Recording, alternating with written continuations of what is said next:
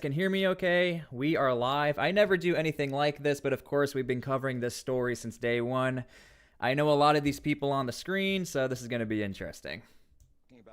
And I'm assuming they're going to be going into the White House and this is going to be live. That's the assumption here, so yeah. Without any accountability, and when you have the handful of truth tellers surrounding me right now, the people actually telling Americans what's happening, Make sure you guys are please liking the live stream so the other T-SPLY subscribers will see what's going on, because I usually don't go live.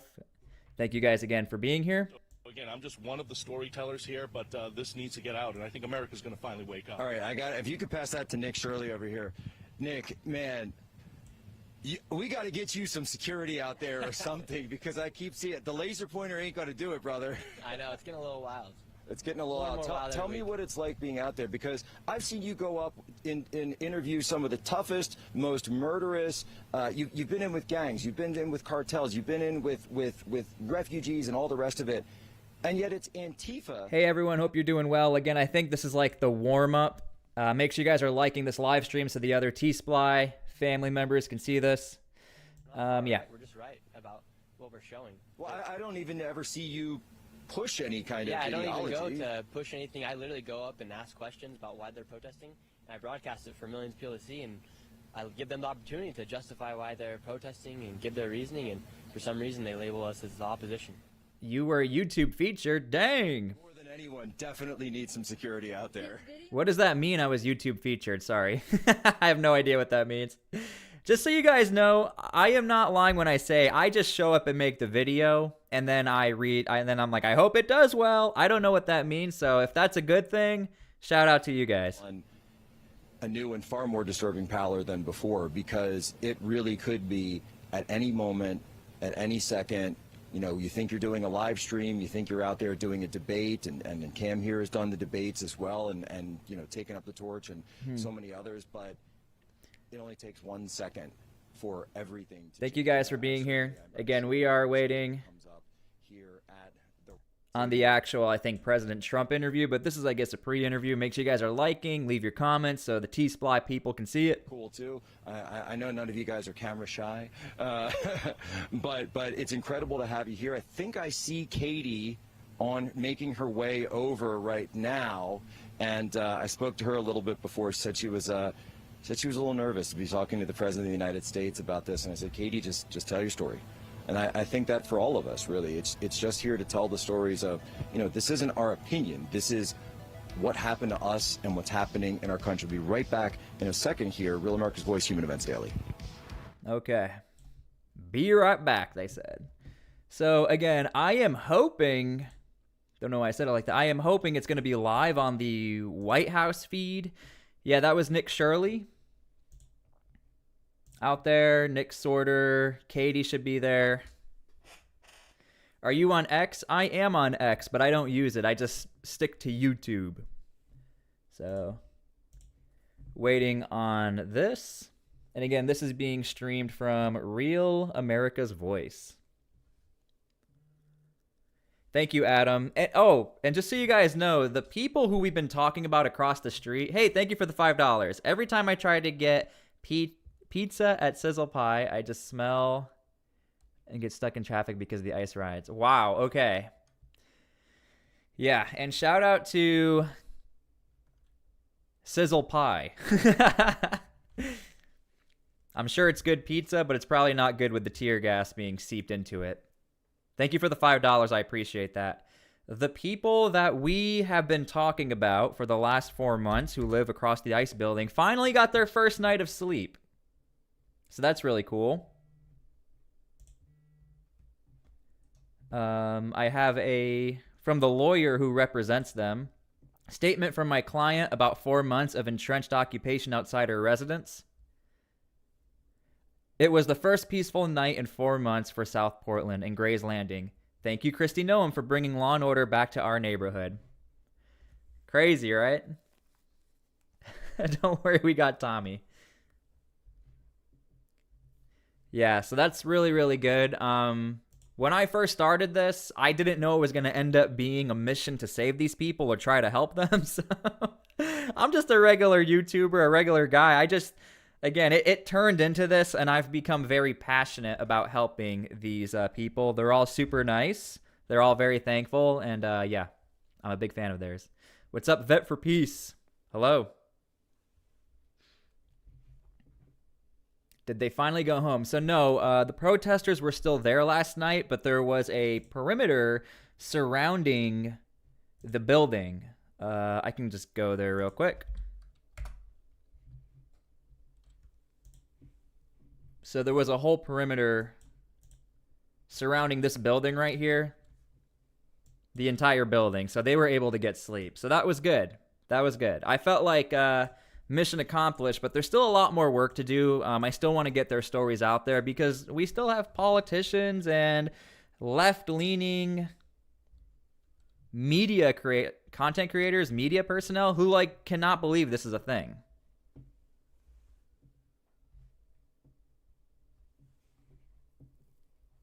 Matt show and Tommy's Matt ended to rescue. Yeah, Tommy had there was a whole issue with Tommy. So. And these are the guys who'd be getting publicity. All right, let's see what happens here. All right, folks, Jack Posobiec back here, Real America's Voice, Human Events Daily. The Antifa Roundtable will convene soon. And I think if anyone lately has done more. Shout out, Matthew. To get this ball rolling, it's rolling, Katie. You can't talk about this without talking about what happened to Katie Davis-Court, my friend, my colleague from the Post Millennial. She joins us here. First of all, Katie, how are you? It's an honor to be here. I'm healing up. I was on your show last week to talk about Antifa giving me a black eye. I am thrilled to be invited to the White House now, and I want to start off by thanking President Trump for officially designating Antifa a domestic terrorist group. It's much needed, and I cannot wait to see what the administration does with it. No, and it's amazing to see you, to hear, but what happened to you was absolutely horrific. Mm-hmm. And it shouldn't happen to anybody. It certainly shouldn't have happened to you. Walk us through, because I understand you did end up getting medical treatment. You needed to. What did they say specifically? What were the injuries that you suffered? And I can see you even still have those still injuries. Got a black eye. I have a concussion and an eye hemorrhage. So I've been hanging in there. I've been trying to power through. I was not going to turn down an invitation to the White House, but political violence is so extreme in the Pacific Northwest, specifically Portland, and the federal intervention is desperately needed. So I think we're going to try to plead that case to President Trump at this roundtable. Well, yeah, and the idea is, because this was something that I want to understand. And I've been following Katie and working with Katie since July on this story, and there's a lot you guys still don't know. I don't know if it'll ever come out, but again, the mission has always been to help out the people who have not been getting any help. So I feel bad for all of the misled. For anyone who hates ICE, a lot of people were misled to think nothing is going on. There's nothing happening. We have all the receipts. We have all the TikToks. It's over. The story's over. This is why we got to this point. Immediately went to the police, told them who my assault suspect was. They refused to detain her. So then I hunted my assault suspect through the streets, chased her down, held her for about 45 minutes, waiting for the police to come. They never showed up. And they never showed up because they have given this zone outside of the ICE facility to a terrorist group, and they have abandoned their brothers and sisters in federal law enforcement, ICE, FPS, all the other agencies that have just arrived on scene, and they have left residents that live in this area fending for themselves against terrorists. These residents have been, I'm not the only one out there who's been assaulted. People living there have been assaulted, harassed, threatened. They are terrified of this terrorist group that has occupied several blocks in Portland, and they're asking President Trump for help. Now, would you say that this is a similar situation to Chaz? Yes, actually, very similar mechanics. Not exactly the same, but you could compare, definitely. But there are parallels, because I remember you and I were there, of course. By the way, I appreciate you not telling anyone that I was there when when we were there, and you were there overtly, and I was not. But there's just a lot of stories that. What's up, Climatics TV, and thank you everyone for being here. Again, we are waiting to see this whole. I don't know what's going to happen. I'm going to be completely honest with you. I was not going to go live. Apparently they're supposed to speak to President Donald Trump. They're going to be live here. But again, for the subscribers, we've been covering this story since July, so you're really not learning anything that new. We've covered this story every single day, so. Completely evacuated. All the police were pulled out. They were ordered to pull out on the... I'm just curious what President Donald Trump is going to talk about, and I do hope they talk about the apartment building that we have been shouting out. That's what I do hope. Residents.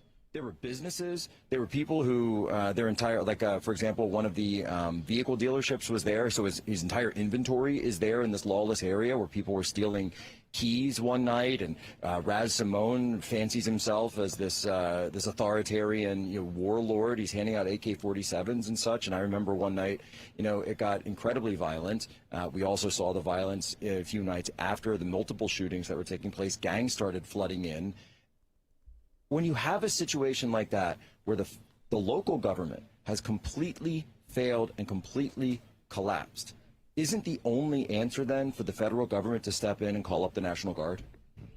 That's absolutely correct. And what we're seeing in the Chaz in Portland right now is that this sustained attack on the United States of America is actually being supported by the elected Democratic officials. Yeah, and Katie is right. So a lot of Americans have no idea this is happening. I hope Katie brings this up. There are city council members who have been hiding in the shadows. We've been talking about them on my own YouTube channel. Like, you have a city council member who was asking people to just go out and film ICE and send in all of that data to her office so that we can target them or figure out what we want to do with ICE. So again, there's a lot of details. I don't know if Katie is the one that knows everything. So it's going to be really up to Katie to spill the beans on everything. No disrespect to the other content creators there, but Katie is going to be the one that knows every single detail about this case. She knows all the names of the Antifa members. She knows where the safe house is. She knows the people who have been affected. So we'll see what happens. This is a very tough moment where if Katie's going to remember what to say to the president. So yeah, there's a lot that goes on behind the scenes. It's not like we just react to videos. A lot of this has actually been exposing the truth behind these members of Antifa, their encampments, how they get paid. And there's still a lot I haven't even shown you guys in video. So maybe one day we will. I remember seeing, obviously you got attacked there as well for, you think you're doing the national anthem, right, and holding an American flag. And I could see there were armed individuals that were even, and people know this, there were armed individuals that were surrounding. People are dropping names.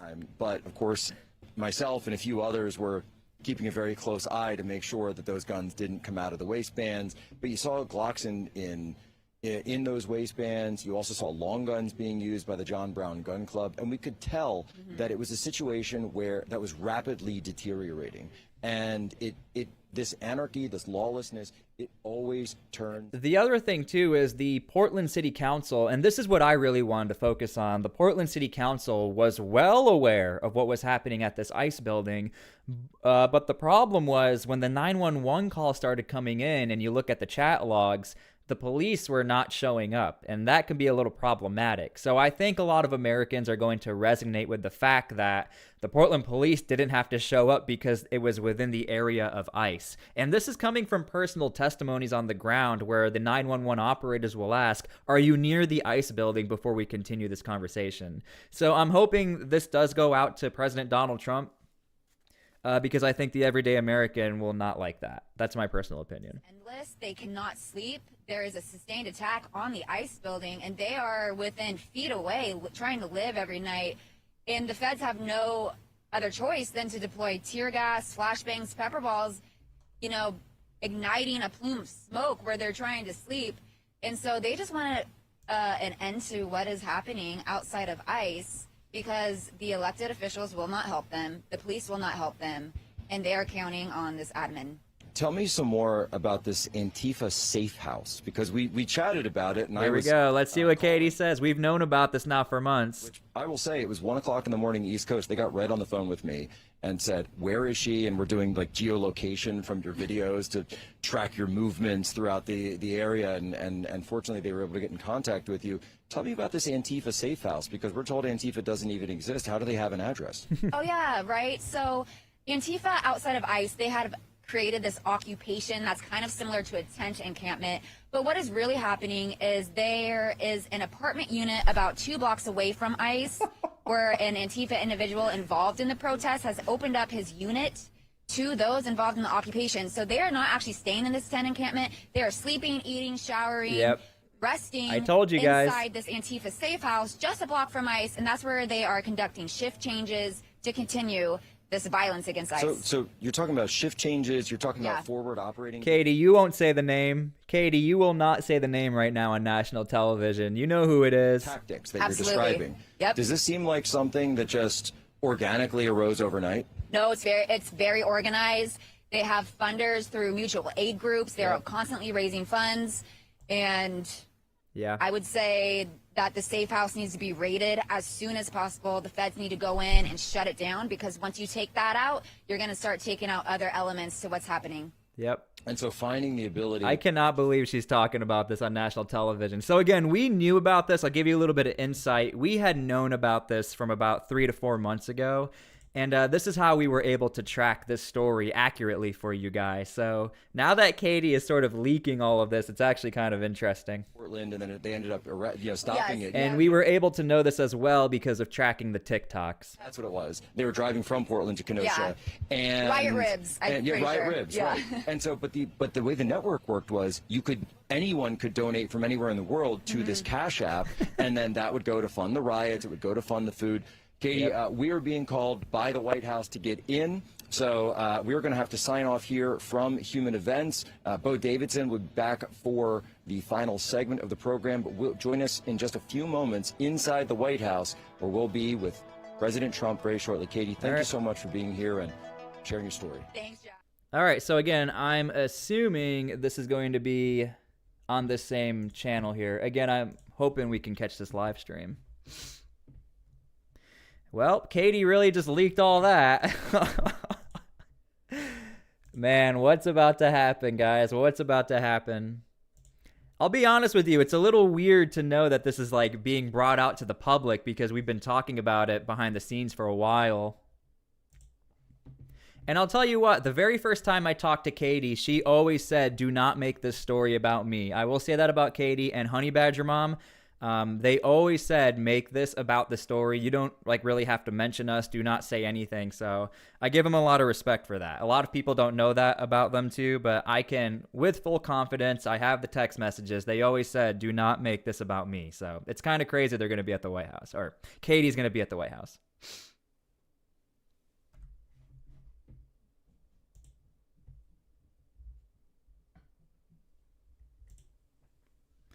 So yeah, we are just waiting to see. I am assuming, again, it's going to be live here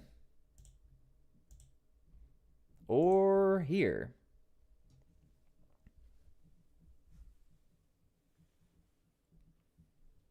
The safe house will most likely move. We'll see.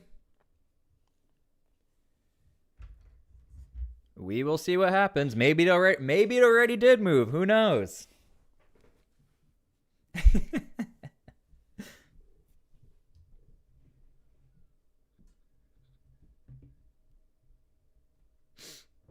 Trying to read your comments. Yeah, Tommy. Man, Tommy, he's been out there for what, a few days, and he's already not liked by them. Thank you, Vet for Peace.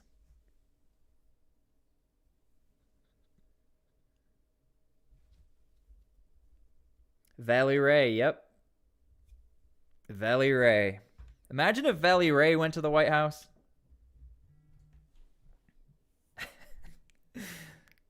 You guys who are dropping names, I am not going to read them out loud. So you can keep dropping the names, but I am going to look the other way.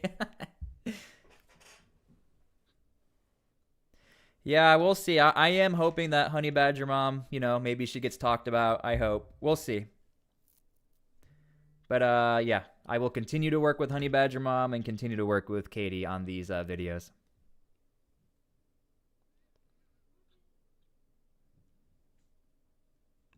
Yes, Mr. Climax, or Climate. I'm just going to call you Cly. Yeah, I saw the video. It's hard to read because the chat is so tiny.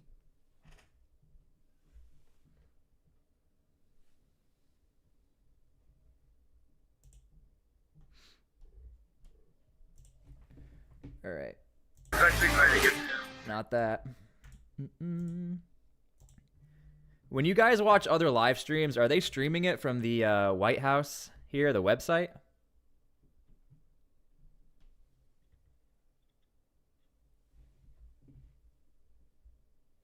Cly is fine. I'm going to call you Cly.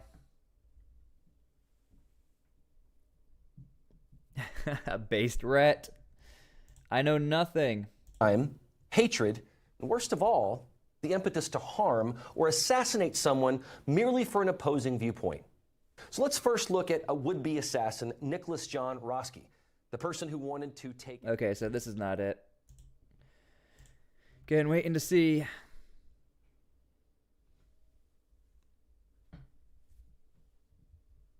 We love Honey Badger Mom, I agree.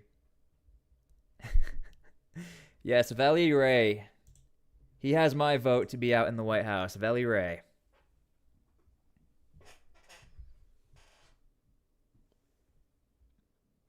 Is there another platform where you don't have to... Yeah, that would be Rumble. Sometimes I make content on Rumble as well. But every platform has rules, whether we like them or not. Depending on the platform.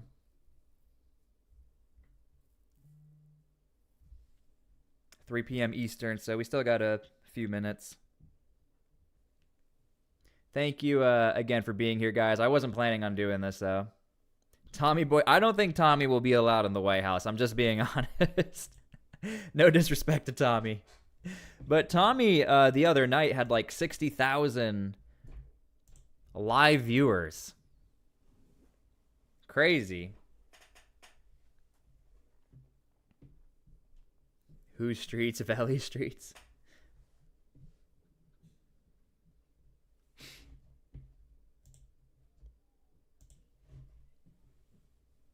Nope. There are a lot of names I have not dropped.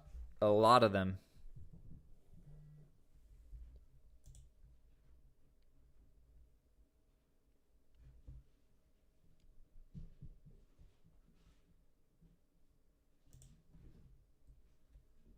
I'm just assuming we're going to be live on here, so if not, that's probably subject to change.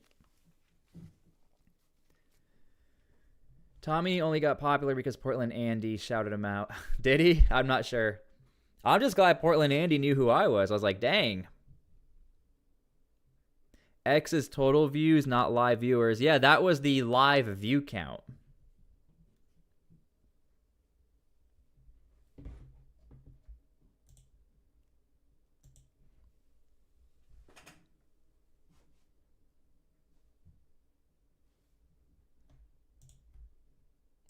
Let's see what happens.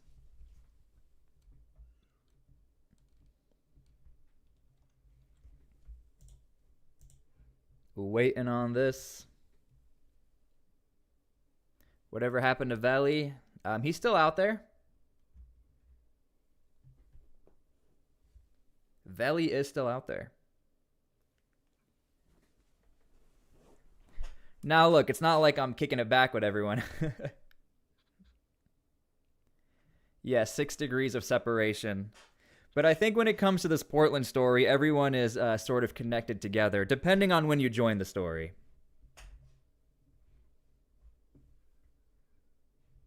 White House page usually goes live about 10 minutes or so. Okay.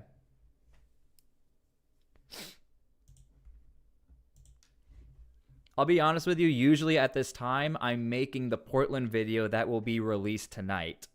So I feel a little weird just sitting here not doing anything. And I also have a Chicago video that's ready to go.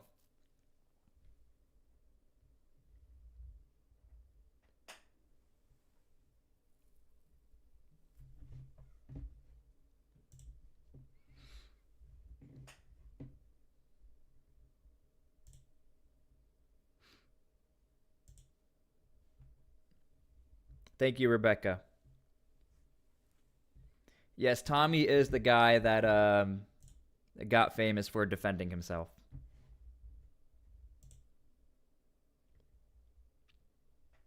Two-punch Tommy, crazy. But I don't think Tommy would even know who I am. I've never talked to Tommy. I think your persistence paid off. I mean, I was just reporting on the story. I couldn't believe how long it took. That would be my one question. I'd be like, did you guys not know that for 4 months straight, this building was being attacked? Like, that would be this is why I couldn't go to the White House. Thank you for the $2. That guy looks chucked, not gonna lie. I'm gonna be honest with you, I am not sure exactly what that means. I'm being completely honest. I just read it. But yeah, this is why I also don't. Yeah, I do own a suit. I just don't know where it is. Drop the names. Nah. They don't exist. There are no names.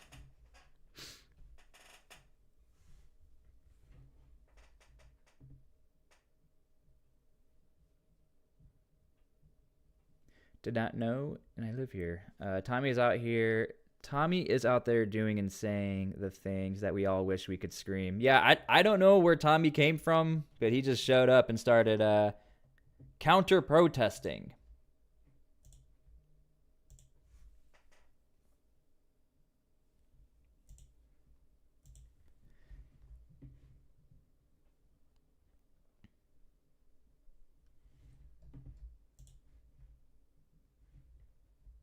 I'm wondering if Katie's gonna be like the #1 person who talks about all this.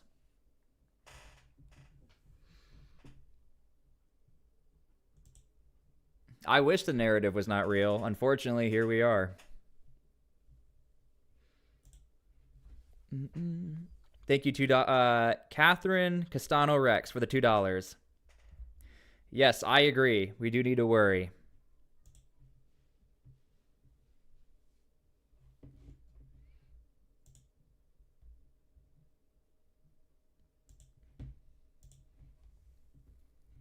Waiting on the live.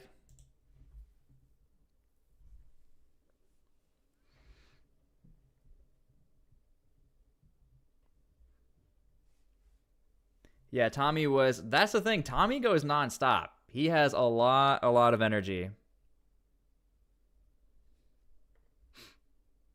This is Katie's story 100. Yeah, I think Katie and Honey Badger Mom are like the encyclopedia for the White House.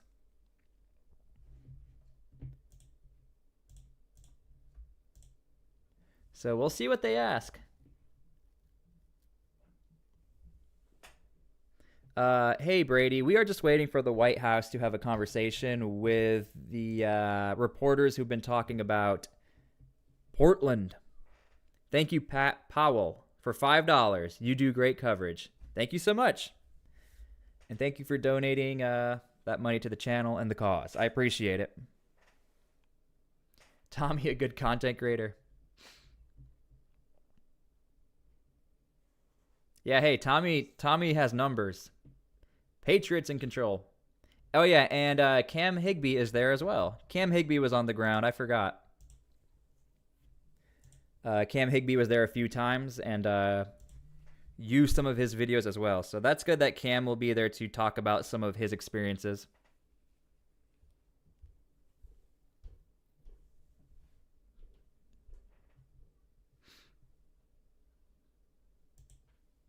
Yeah, Nick Shirley is everywhere.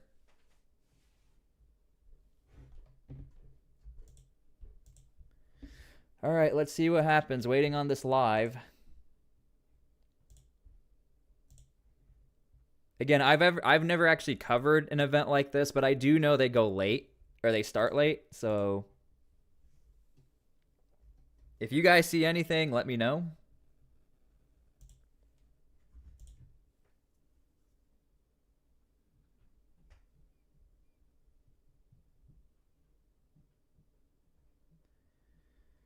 I have no idea why Honey Badger is not there. Honestly, I have no idea.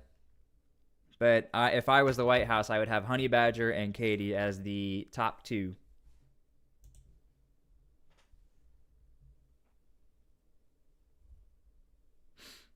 No idea. I don't know who picks who, but this is thrilling. I agree. This is why I don't like going live for stuff like this, because I don't like to waste your guys' time. I like to get straight to the point.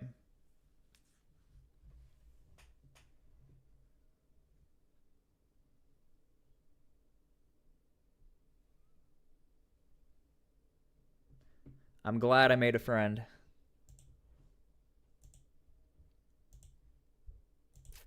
We are waiting. Yeah, I saw Matt was out there also.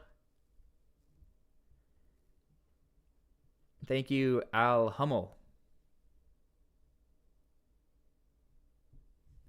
Yeah, one thing I do know is that the agents who are in the federal building, they watch all the videos. They have said thank you to Badger and Katie. So, that's good. I just keep refreshing. Yeah, I pay attention what's happening in Britain, but right now I'm just trying to help our country as well. You know, there's other people trying to save Britain. My channel right now is focusing on our country, to be honest with you.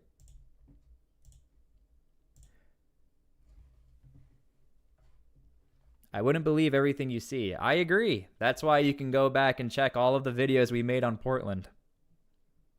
I say that I'm the biggest skeptic ever.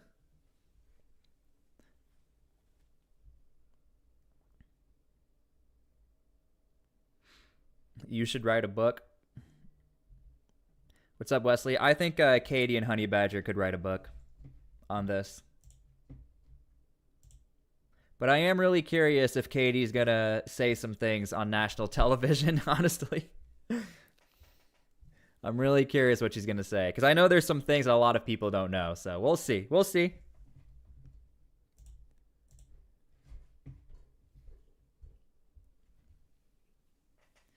I don't know if things are gonna be blocked off. No idea.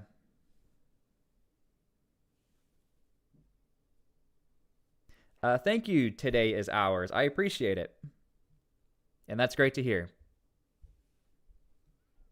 Yes, Andy, and it's not Andy NGO, it's just Andy No, right? Yeah, he's also like an expert on all of this.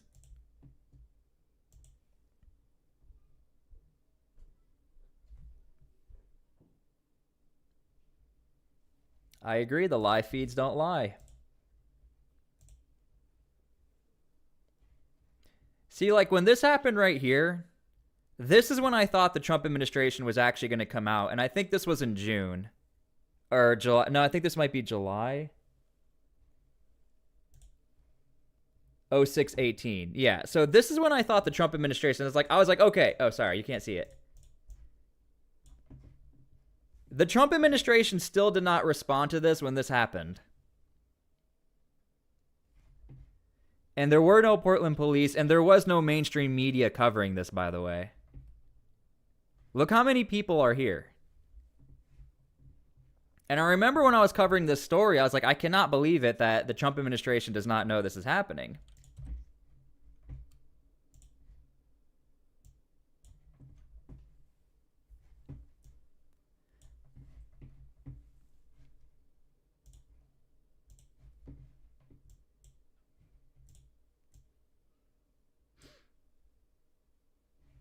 I have an interview in an hour. Well, and if you guys miss it, I probably will do a recap on all of this.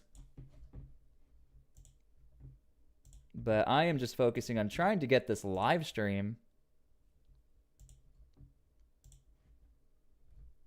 Real voice.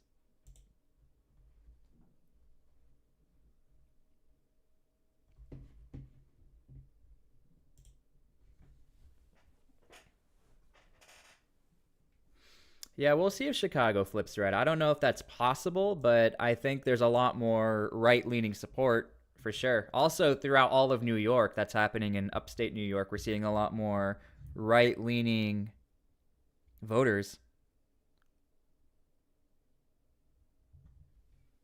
Sorry. Thank you, Steph.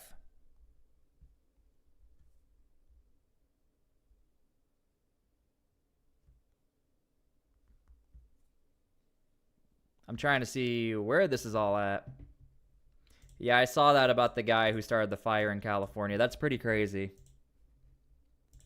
Making donations.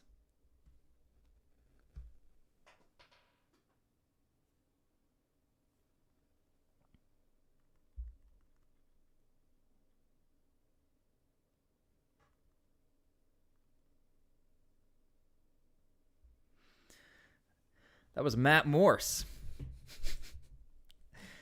Who here watches Matt Morse? Just send him a text. I know Matt Morse is also a fan of Honey Badger Mom, so shout out to Matt Morse for helping out the cause.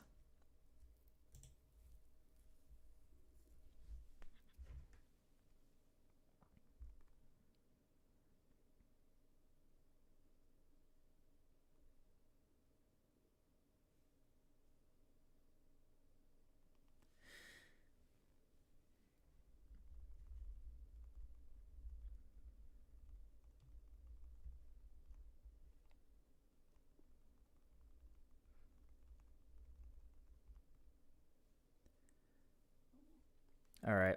Really trying to figure out where this is at. Yeah, Matt Morse collab, and we can both wear flannels, but his voice is way deeper.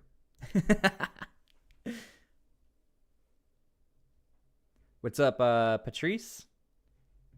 No sound. No, I am waiting to see what is going on with this.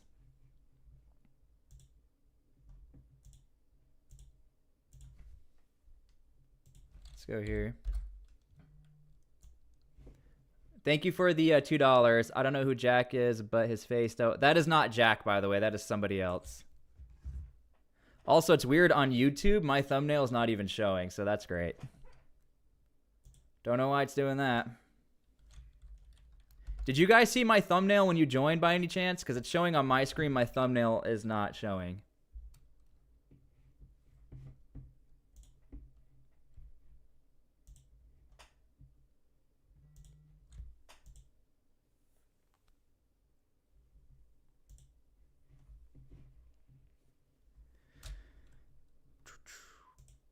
Let's see.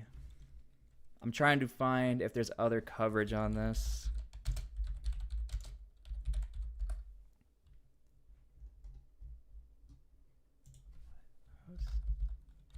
Antifa.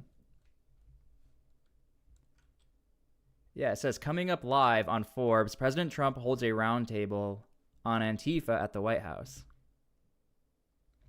That's from Forbes. They're live. From The Independent. Yeah, so there's other like mainstream who are talking about this. Thumbnail is here. Okay. Yes, no thumbnail. I don't know who that is, honestly.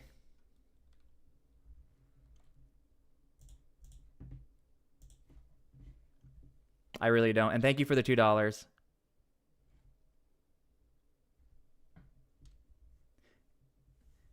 Yeah, Cly. I mean, it's all about the long game. Let's see what this is. This live event has not started. But I'm trying to figure out where they're getting their feed from. This is from like mainstream media outlets.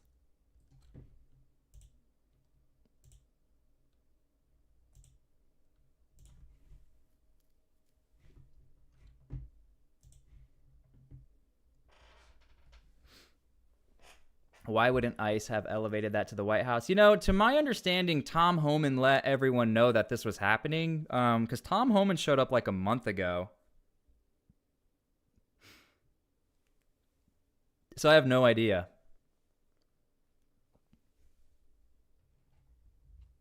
I was shocked to find out that President Trump only found out about this story like 3 or 4 weeks ago when he saw the Fox News interview with Katie.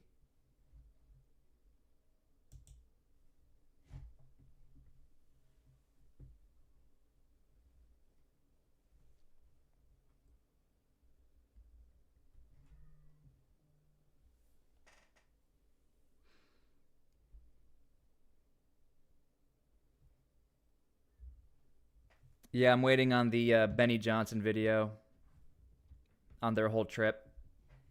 Shout out Benny Johnson, who's way bigger than I'll ever be. That's not how shout outs work, right? Do smaller content creators shout out massive content creators? Thank you, Mizzy.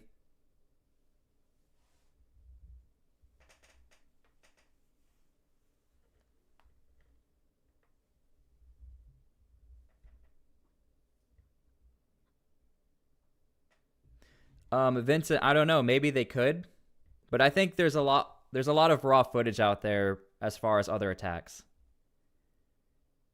Steph, I have no idea about that. I was going to look into it. For people who don't know, apparently there was a man who attacked Tommy, and that person fell in the river? That's all I know. I don't know anything else. And Catherine, we're just waiting on a live stream from the White House to see what's going on with this Antifa update.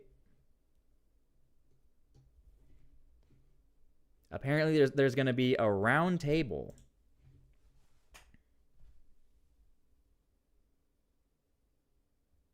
You, my Benny. I'll never be Benny.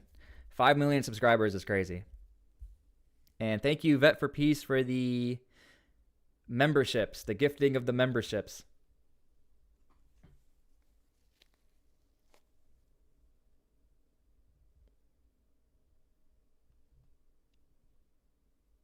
Why are names being protected? Names are being protected because, to me, I'm not looking for clout. To me, this is a pretty serious... When I first started this, it was very, very serious, but I was only to figure out what's going on. So I would see what Honey Badger did, I would see what Katie did, and then I would look at the TikToks that they posted to get the full picture. But also, you're able to geolocate. When somebody films a TikTok, you're able to geolocate exactly what's going on. You can track movements. So I don't like to say the names. And I've always made this about the people who live across the street who need help, so. And yeah, thank you for the membership, Swamp Fox.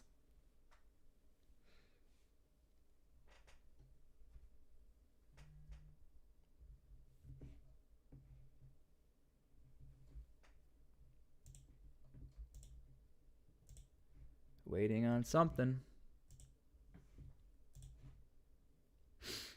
Yeah, apparently Tommy had to quit his job.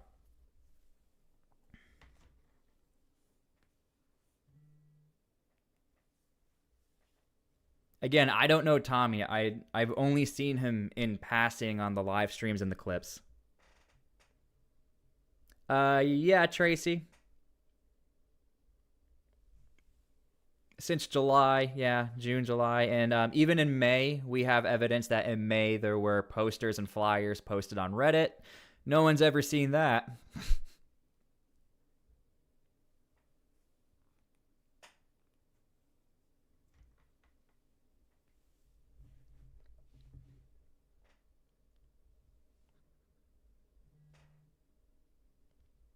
Yeah, Rebecca, exactly. That's exactly what happens. And Honey Badger and Katie, same thing happened to them, and Ryan. So all the journalists I work with, unfortunately, that's what happens to you. Your information gets leaked out there when you work on these projects, especially when you go face-to-face with them.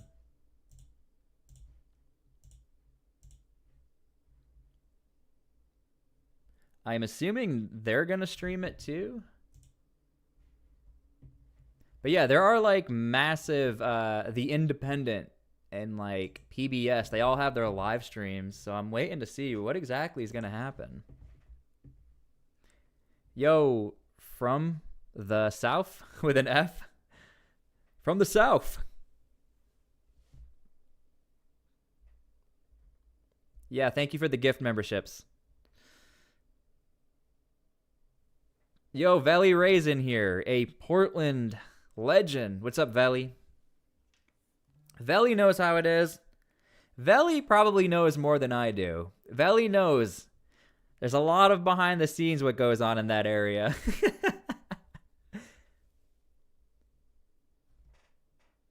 Yeah, Clyde, that's true.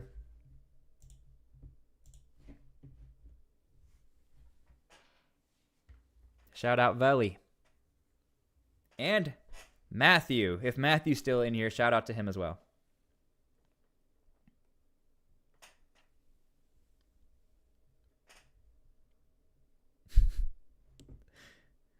My favorite part about Veli, when he shows up, Veli, I'm just gonna be honest, I love when you're like, it's Veli Ray here.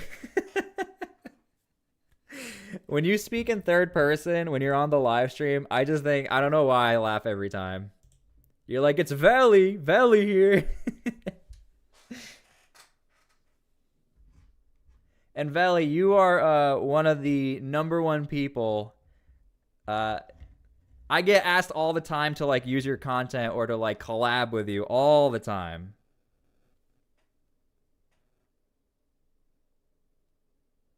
So we're still waiting on this live stream. Who is going to play the Valley in the movie? Ice-T. Shout out Matthew.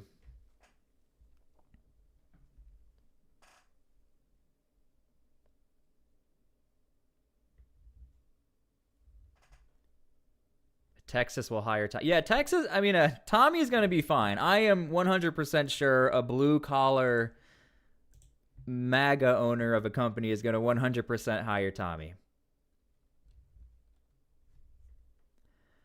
I'm not hard to get a hold of, okay? I know. I know, Valley. Tommy who? Tommy is a man who's been hanging out down by the building. I'm a Texan. Thank you, Ruby. And again, I don't only talk about Portland. We talk about all things surrounding this country. Portland just came up as a fluke, to be honest with you guys.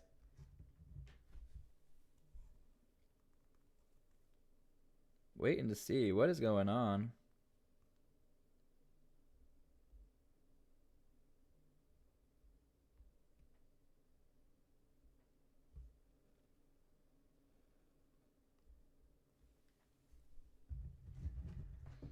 Tommy had to quit his job because his entire job was leaked. Yeah, Chicago, I think, is on curfew.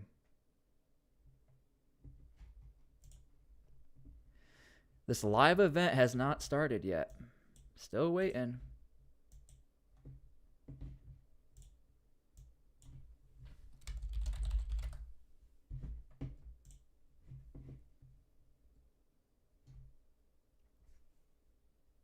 What is this person watching? Davis Court looks like a fucking Barbie doll. Wow, this person's hating on Katie. What is this? Okay, AP.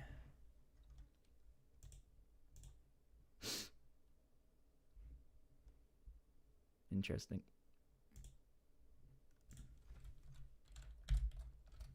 Sorry, I'm trying to find the stream. Another stream.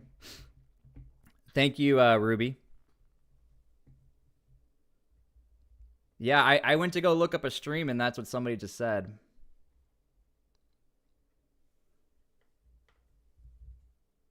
Tommy needs to be governor.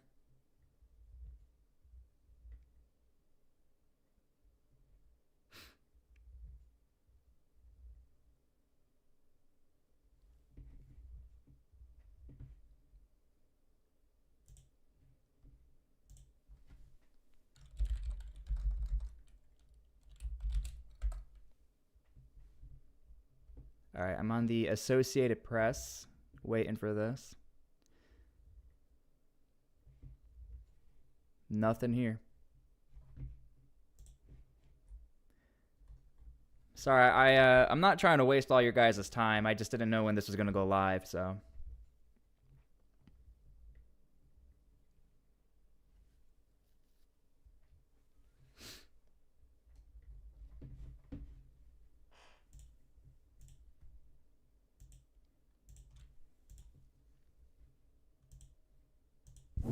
Oops.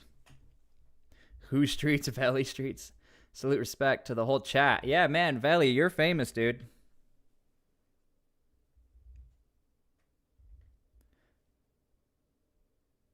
Trump has been talking for a while. You're missing it.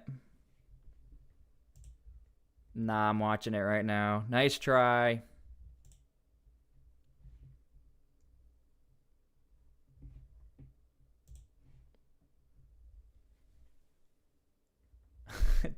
Tommy in a video game?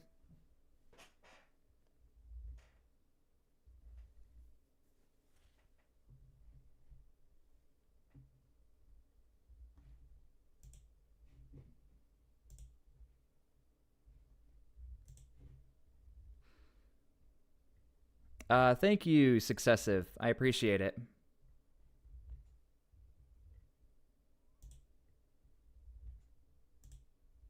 Everyone's saying, you're missing it.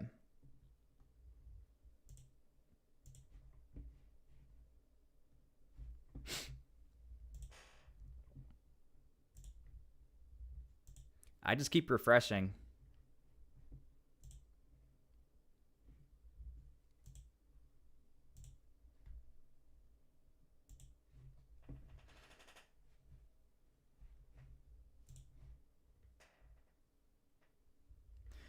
Take a poll on your next potential topic. Oof. Oh, man. I don't know. What would you guys want me to talk about? You see, what happens is these things happen like out of nowhere. So I'll have a story ready to go and then something will pop up.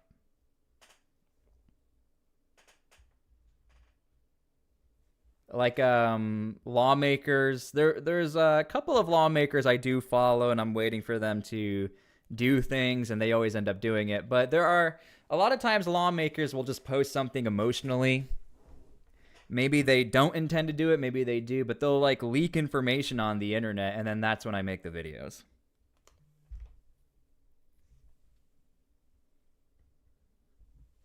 Thank you, Daniel.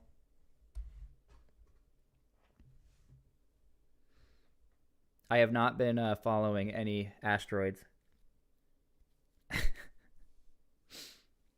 Badger needs to be chief of police. She would be a great chief of police.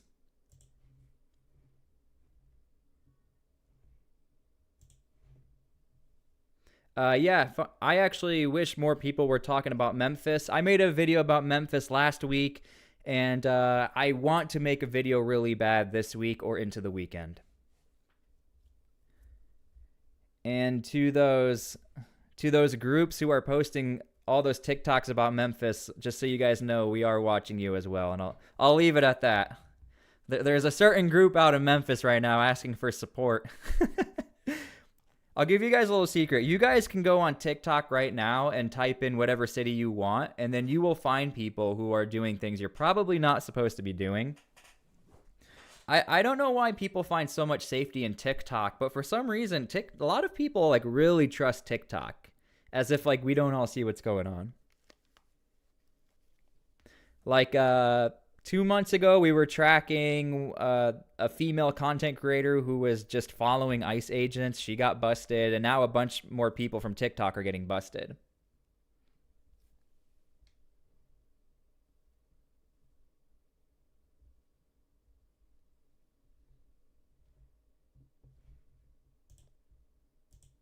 Still waiting on the live event. Hey, thank you, Adam, for the $20 donation. And I always respect people who just donate and have nothing to say, so I appreciate you, Adam. Thank you. Yes, man, I am very passionate about what's happening with those Christians in Africa. For those of you who don't know, maybe you do, a year ago, maybe a year and a half ago, I covered that portion of Africa called the Sahel, also known as ECOWAS. I used to cover that portion of Africa, so part of me does feel called to talk about that part of Africa because I have a lot of information and all the sources you need for live updates, so we'll see. But I've been paying attention to those Christians, and yeah, it is a shame that the Trump administration has not put that on blast.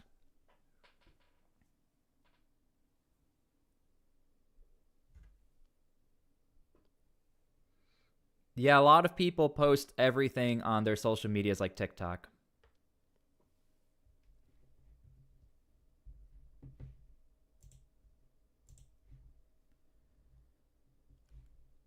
Still waiting on this live.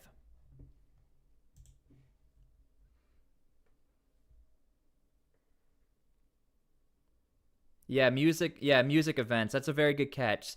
So about 2 or 3 months ago, there was a trend known as a music event, and then due to independent journalists,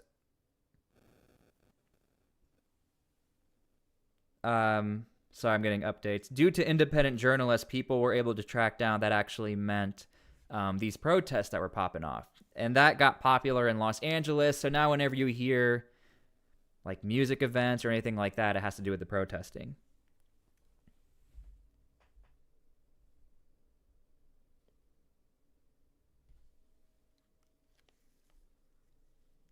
Thank you, Sky. Yeah, I don't go live too much, but I figured we go live right now because some friends of the channel will be speaking to the president.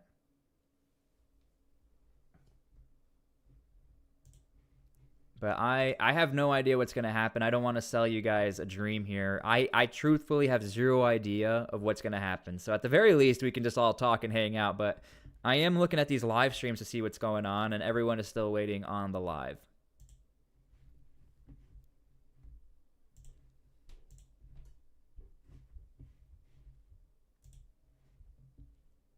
Really curious.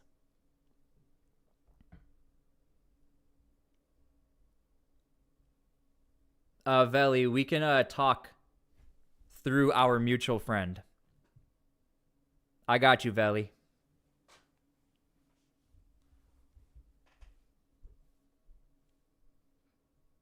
If he's still in here.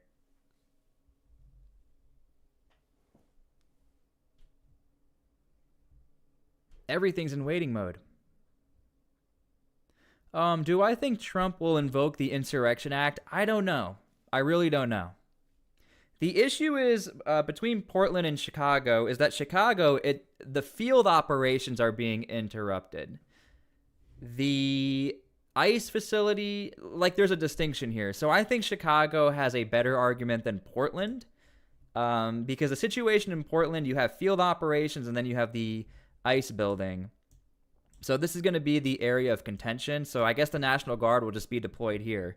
But over in Chicago, I think the Trump administration has a way better argument because there are ICE agents just being smashed into and being boxed in. So you don't hear too much of that when it comes to the Portland mission, though.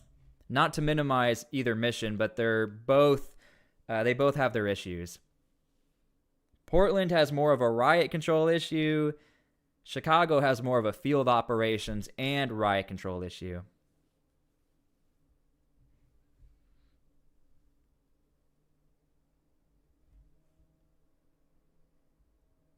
Yeah, to me, what I think this is this is going to be like a general education for people who have no idea what's going on. I'm sure, like, I don't watch mainstream media, but I will ask people who watch Fox News and CNN. I'll ask them, like, hey, are you hearing about Portland? And they say, yeah, we know about Portland.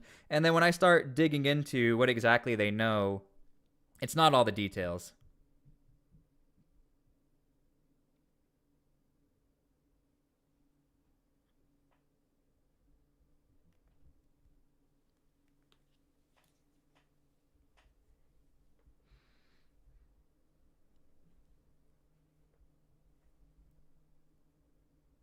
Yeah, Portland City Council. I do hope they talk about Portland City Council. Trump knew about Portland way before Katie. I don't know. I think you'd be surprised. I think President Trump knew about Portland, but I don't think he knew how bad it was. And I think there are some pretty clear indications. Thank you, A and E, for the $40 donation. I really appreciate that. Wow. And you didn't even leave a comment. That's crazy.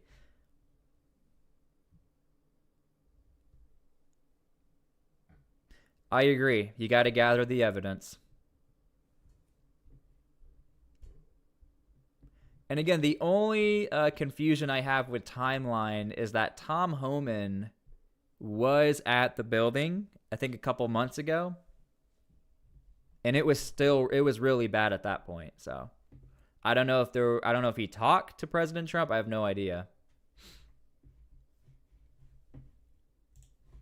But again, I apologize. We've been sitting here and hanging out. I really wish we could get to the live stream because I don't want to waste anyone's time. So we are just waiting for the live stream to begin.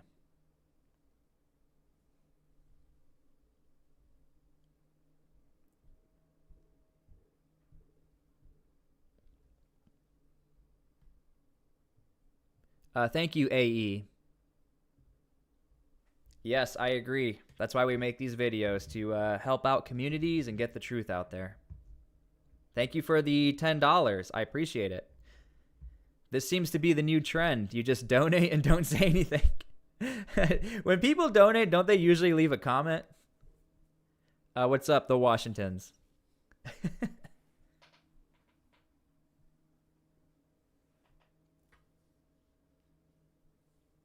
Yes, Charles. And look, that's fine. Even if this is all symbolic, even if the Portland police all of a sudden want to hang out, I'm glad they decided to finally do their job after 4 months. I'm happy about that, honestly.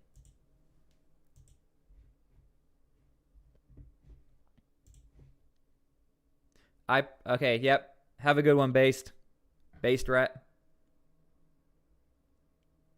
Who knows, when you leave Based Ret and come back, we will probably still be live.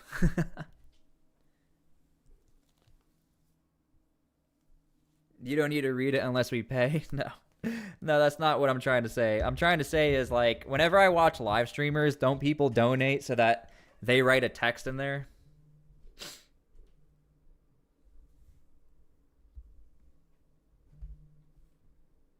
I actually respect when people donate and don't say anything. Usually whenever I donate, I'm like, I'm going to write something funny. I just thought it was pretty cool. So wouldn't Kash Patel have to be the one to go after? I would assume, but to me, I think Kash Patel is focusing on the donors. Where's the money coming from?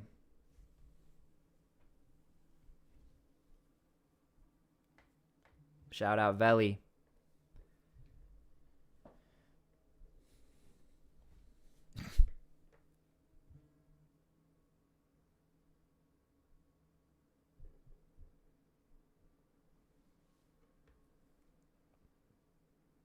Thank you, Washingtons. Yeah, I don't have a Cash App or any of that. I always do everything for free.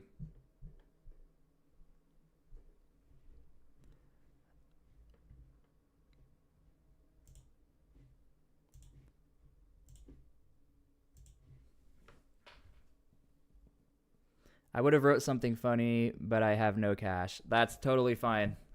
That's why the product will always be free for you guys. And then if we get a sponsor, we get a sponsor. If not, we move on. The story continues.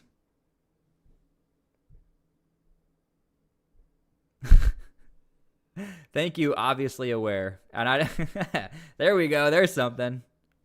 Again, we are just waiting on this live.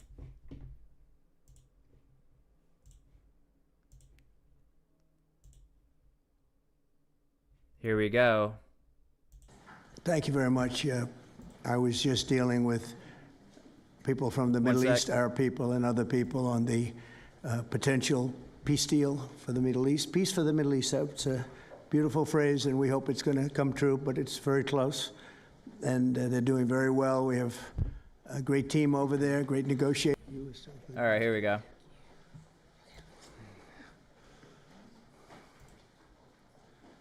Here we go. Thank you very much. I was just dealing with people from the Middle East, Arab people and other people on the potential peace deal for the Middle East. Peace for the Middle East, it's a beautiful phrase, and we hope it's going to come true, but it's very close.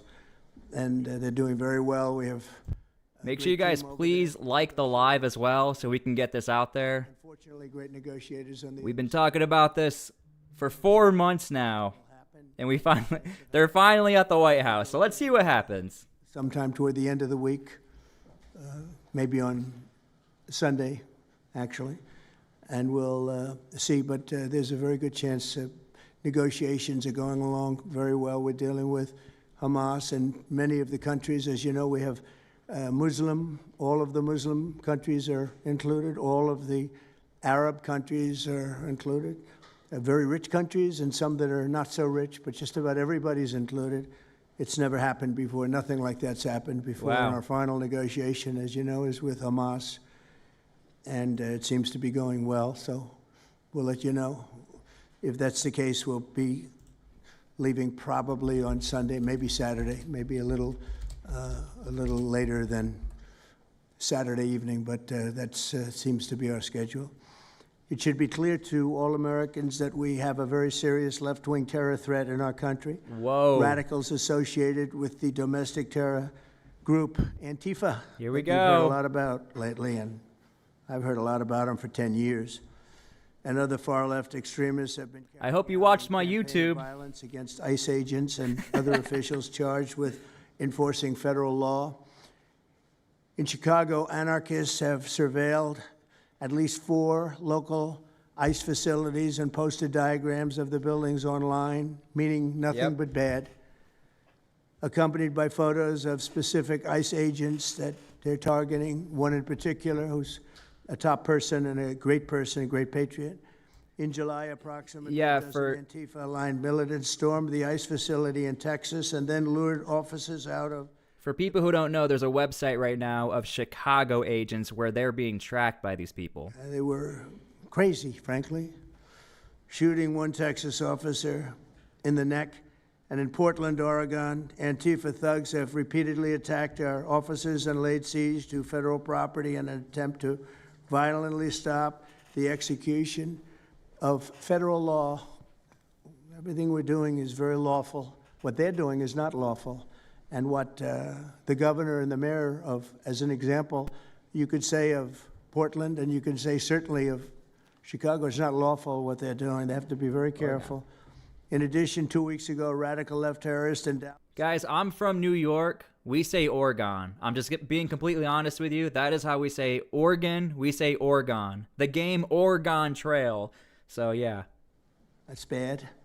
This attack came the very same month that Charlie Kirk was assassinated by a far-left extremist who inscribed the words, "Hey, fascist, catch," meaning catch the bullet, onto the bullet shelf itself. The epidemic of left-wing violence and Antifa-inspired terror has been escalating for nearly a decade.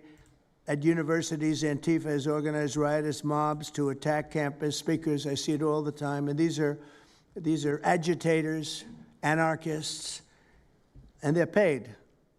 And you'll find that out. You'll be finding it out very soon. You should see what we have on these people. These are bad people. These are people that want to destroy our country.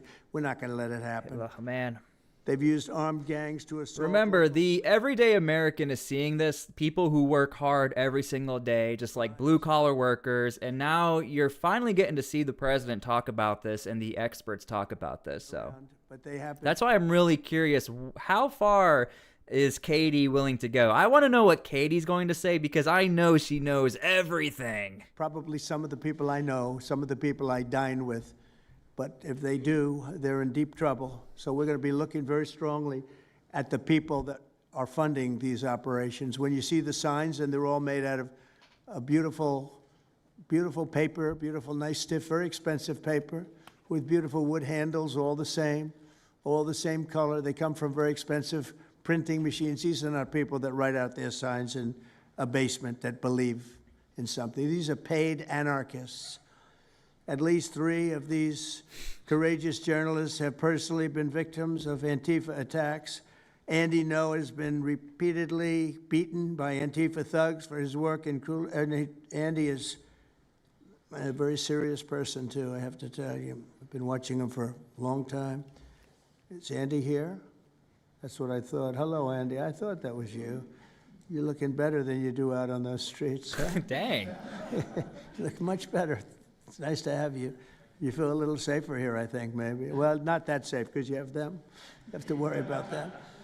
But thank you very much. Andy No has been repeatedly beaten by Antifa, and including one assault that left him with a brain hemorrhage. Only days ago, Nick Sortor was assaulted in Portland by a flag-burning mob, and we've made it 1-year penalty for inciting riots. We took the freedom of speech away because that's been through the courts, and the court said you have freedom of speech. But what has happened is when they burn a flag, it agitates and irritates crowds. I've never seen anything like it on both sides, and you end up with riots. So we're going on that basis. We're looking at it from not. And Portland from the police have freedom of not been speech, responding to the 911 calls with fires, by the way. The courts. This is what they do: is they incite. When you burn an American flag, you incite tremendous violence. We have many examples of it. many, many examples of it, and it's actually down on tape, and you see things happen that just don't happen unless it's the flag that's burning. Very recently, Katie Davis Court was hit in the face with a flagpole in Portland by an Antifa radical, leaving her with a very blackened eye. So, Katie, thank you very much, and I'd like to also say that I watched Nick. Where's Nick? Is Nick here? Nick? Hi, Nick. That was a rough time you went through. I hope you got my little note. I wrote you a note.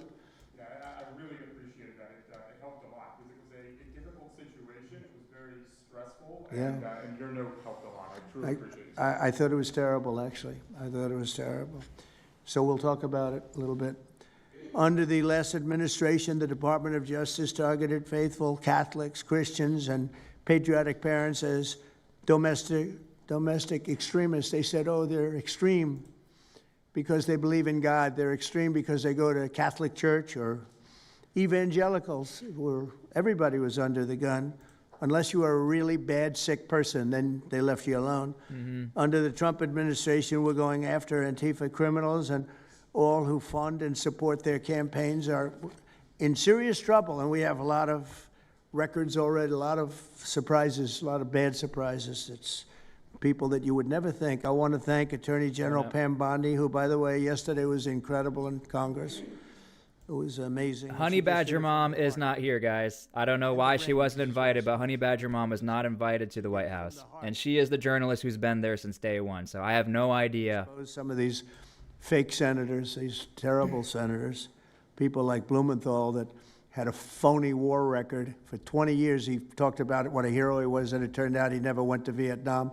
For 20 years, he talked about being a hero in Vietnam. Then it was exposed when he said what platoon he was with, and it was exposed that somebody was watching from that particular platoon. They said he was never with us.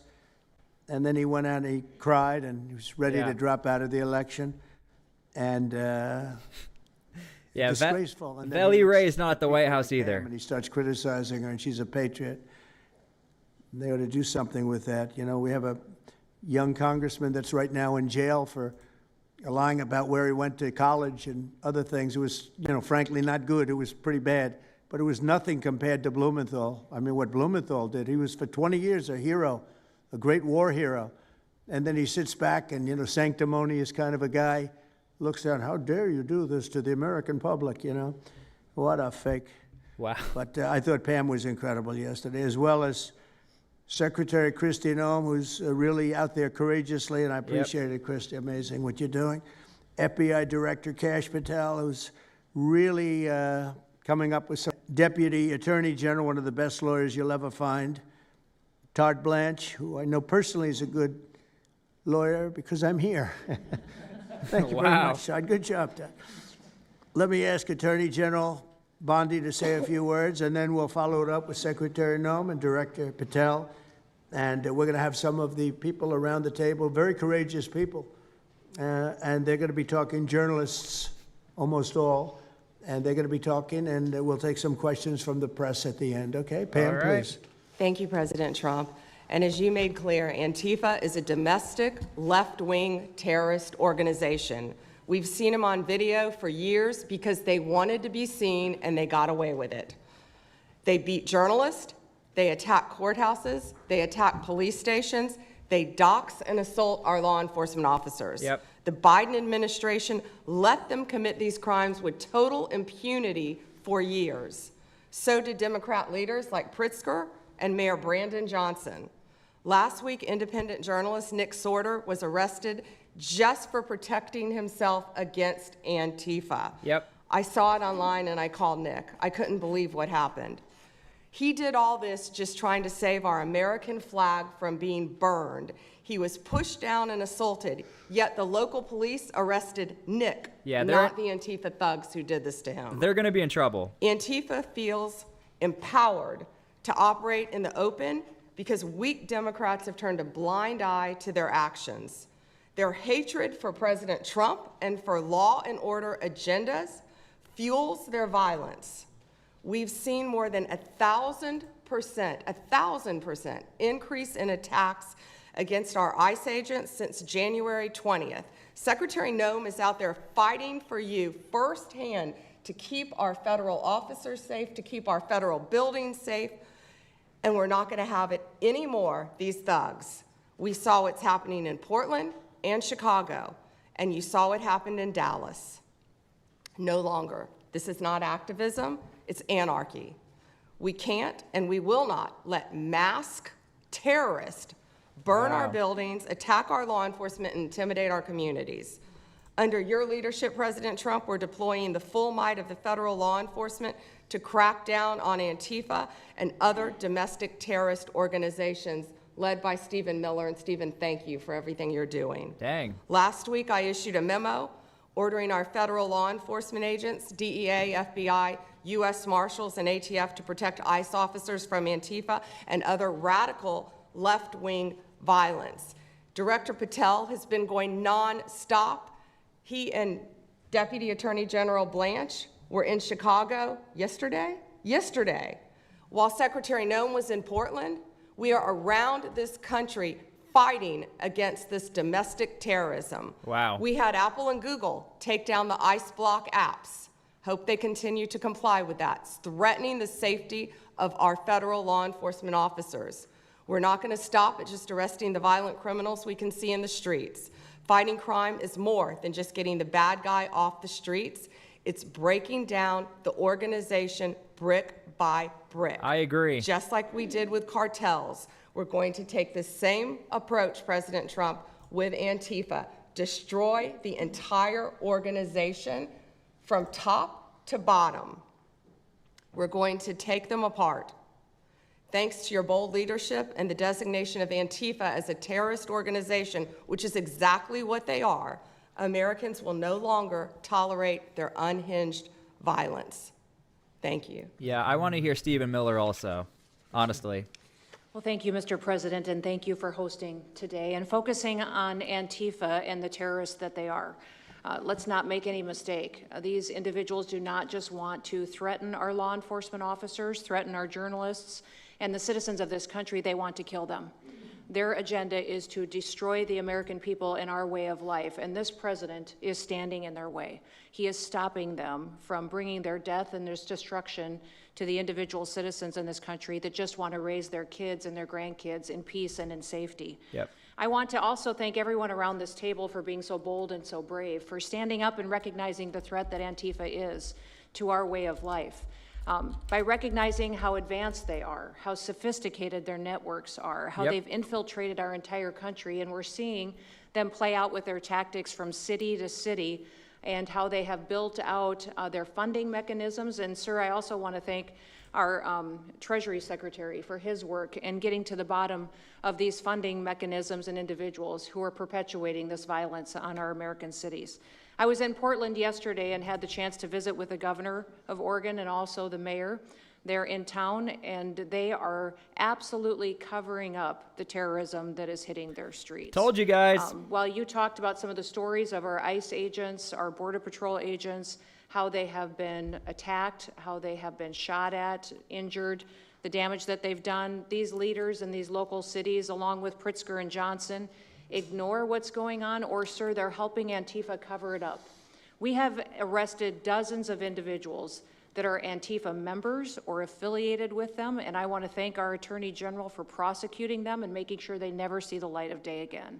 They have been so bold in making sure we're bringing those individuals to justice. One of the individuals we arrested recently in Portland was the girlfriend of one of the founders of Antifa. Wow. And we are hoping that as we go after her, interview her, and prosecute her, we will get more and more information about the network and how we can root them out and eliminate them from the existence of American society. I want to thank the new journalists here today for telling their stories and for being able and willing to go to the streets and to cover what's happening here in America. Many times the legacy media has looked the other way.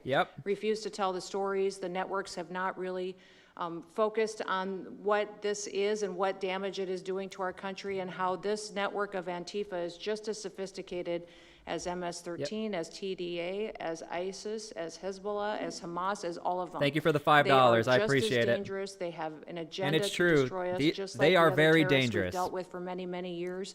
And today is the day that we have a president that won't tolerate it and will stand up and fight for the American people. So thank you for being here, for being so bold, and for standing in the gap at such a time as this. It will matter, it will make a difference, and your life will be one of significance because of what you've done today. So with that, God bless you, and thank you, Mr. President. Thank you very much. Thank you. Cash, please.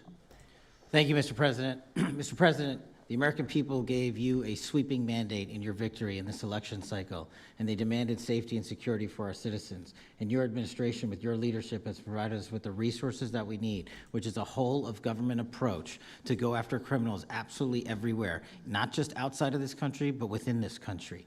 And that takes a whole-of-government approach. The interagency seated up here with the Department of Homeland Security, our Attorney General, our Deputy Attorney General, and your White House staffers, and including Stephen Miller's leadership, has allowed us to go out there and map out these networks. Yep. What we are doing at the FBI Got is 'em. simple. It does not require rocket science. We are following the money. Money never lies. Told you guys, just go on TikTok and you'll see them all. Network of organized criminal thugs, gangbangers, and yes, domestic terrorists, because that's what they are. They are harming everyday citizens in every single one of our communities. And the folks you see here on the right and left, they're some of the bravest men and women we have today. They're reporting the stories live time because the mainstream media won't cover it. They're putting their lives on the line. They're standing up for the flag. The least we can do is stand up for them. So you have my thanks. I read more of your stories than I do theirs because you guys are putting out the truth. And we deserve a country where you are protected as equally as they are. We, in this FBI, will go after with the criminals with a vengeance. We will not rest until we find every single seed, money, donor, organization, and funding mechanism that we have. And I want to echo the Secretary's comments on Scott Bessent, who's Thank you for the allowing us $10. to map out these networks through their financial criminal activities, which has been going on for decades. And I would like to remind the American public, they built this disease temple of corruption over decades. And in 8 short months, Mr. President, you have crippled their foundation because of your leadership here, because of the interagency, because of people like Deputy Attorney General Blanche, and because of Attorney General Pam Bondi's fearless leadership to go after criminals wherever they are. They will not be able to hide. They were able to hide and conspire with prior administrations, and we are exposing their corruption from within. And we will go to every single city in this country under Operation Summer Heat and the other operations we are doing at the FBI to bring these criminals to justice. We will arrest every single one of them from whatever perch you sit in, private or public, no matter how your goal or your ambition is. It will be crushed by the Constitution because the American people deserve law and order, and that's what we're going to give you. Wow. Thank you very much, Cash. Great job. Maybe we'll start over here. Would any of you like to say something? Go to Katie. Feel free. Katie. Say it in front of a fine group of people. She's number one. Also journalists and reporters. You want to start? Sure. Go ahead. Come on. Absolutely. President Trump, members of the cabinet, really appreciate you guys bringing this together. And the fact that we are here today on such short notice shows how serious you guys are taking this issue Thank you, of Miley. trans terrorists and frankly, the cities and police departments that are cooperating with Antifa, such as Portland. I mean, the Portland politicians are literally willing to sacrifice their own citizens just to appease these Antifa terrorists. It's sickening. I've seen it firsthand, obviously. When I went to jail that night, never expected it to happen. I thought that they were maybe removing me for my own safety. It never crossed my mind that I was the one that was being arrested for a crime after I was just thrown into a hole. I heard from the Department of Homeland Security after I had gotten out of jail, and one of your, I won't say exactly who it was, but somebody very close to Secretary Noem over here, said that they were legitimately worried for my safety in the Portland jail. But luckily, the Portland jail was, I was the only one there, essentially, because they don't actually arrest people in Portland, besides conservative journalists, I guess. So, look, I'm glad that it was not a good night for me. Let's just say that. It was not fun sitting in that jail, but I'm glad to see what has come of it. And I've been able to talk to a bunch of FBI agents, ATF agents, DHS agents that I didn't even know existed until I went there and went to that ICE facility. And the morale is at an all-time high. It is so exciting to see These guys know now that they have the backing of the Secretary, the DOJ, as well as the President of the United States, and they are there to do their job. They are going to fulfill this mission and deport these violent criminals. I believe one of the ones that I did a ride along with Secretary Noem yesterday, President Trump, and there was a pedophile that had come into the country 5 times over the past 7 years. 7 years, and apparently under the Biden regime that was just allowed to happen. That was fine, no problem. It's concerning to me that you're seeing the Portland Police Department, as well as the governor of Oregon, and the mayor, of course, coming out and running defense for pedophiles that have entered the country illegally 5 times. It's crazy. I'm glad it's taking a front row seat in the media. And, you know, they're being forced to talk about it in reality because, you know, we're the ones that were on the ground. We're the ones that are actually reporting what's going on. And you know, much of the legacy media has been either ignoring it or covering for Antifa for years now. So thank you guys so much for taking this seriously. And President Trump, you mentioned that flag. So remember, you put out a truth right after. Wow. Took this flag from that man that was burning it in the street. Do you know who he is? Oh yeah, I know exactly who it is. So why don't you give it to Pam? Give it to the Attorney General. Thank you for the $10 for Honey Badger Mom. Yeah. I actually have a second flag that he tried to burn as well. So I have 2 of them from the same guy. Well, you also saw what happened when that flag started burning. Everyone went crazy. And that's when it started, when they started burning the flag. So thank you. If you could give the information, it would be great. Absolutely. And at least that horrible night made you famous. I got a text from the President of the United States, so I appreciate that. And President Trump, after that happened to Nick, I called Harmeet Dillon and we opened a pattern and practice investigation into the Portland police very publicly as to how they let this happen. Wow. Thank you, sir. Mr. President, Brandy Cruz, you're gonna hear us be very fired up today, and you can tell, and it's because some of us have been covering Antifa for 15 years and have never had anyone in a position of authority even acknowledge their existence. And I'll also tell you that I think that had you not done, the single most powerful thing you've done to deal with this scourge has been acknowledging that Antifa is a real thing. I genuinely believe there would be people at these tables who would be dead today and would have been killed in Portland had you not called them a terror organization and said, we're going to bring the full weight of the federal government to bear. I talked to Katie Daviscourt in Portland the other day. She'd been assaulted all summer. And she said the same thing. They didn't seem quick to violence as soon as you made that designation. Thank you for the membership. membership. So they're thinking in their heads. They're worried. There's been 24 or so arrested in Portland. They don't want to go to federal prison. There's this video of them, one of them who was in the face of an ICE agent, and then he's in custody shaking. Once you take the mask off, they're nothing. And I was told by probably a dozen people not to tell you this. I'm going to tell it to you anyway, because it's relevant to what we're talking about. I'm living proof that you can recover from TDS. I had strong Trump derangement syndrome for probably 8 years. This is one of the reasons I recovered from it. And by the way, it's much better to not have TDS. I'm happier, I'm healthier, more successful. I even think I got a little more attractive after I got rid of my Trump derangement syndrome. Yes. Okay. You know, I'm a reporter in Seattle, and frankly, I could not care any less what any of you have to say about this meeting. Could not care any less. We're not here for you. I'm not here to convince any of you that Antifa is a real thing, because if you have not come to that conclusion by now, you are never going to come to that conclusion because you don't want to see it.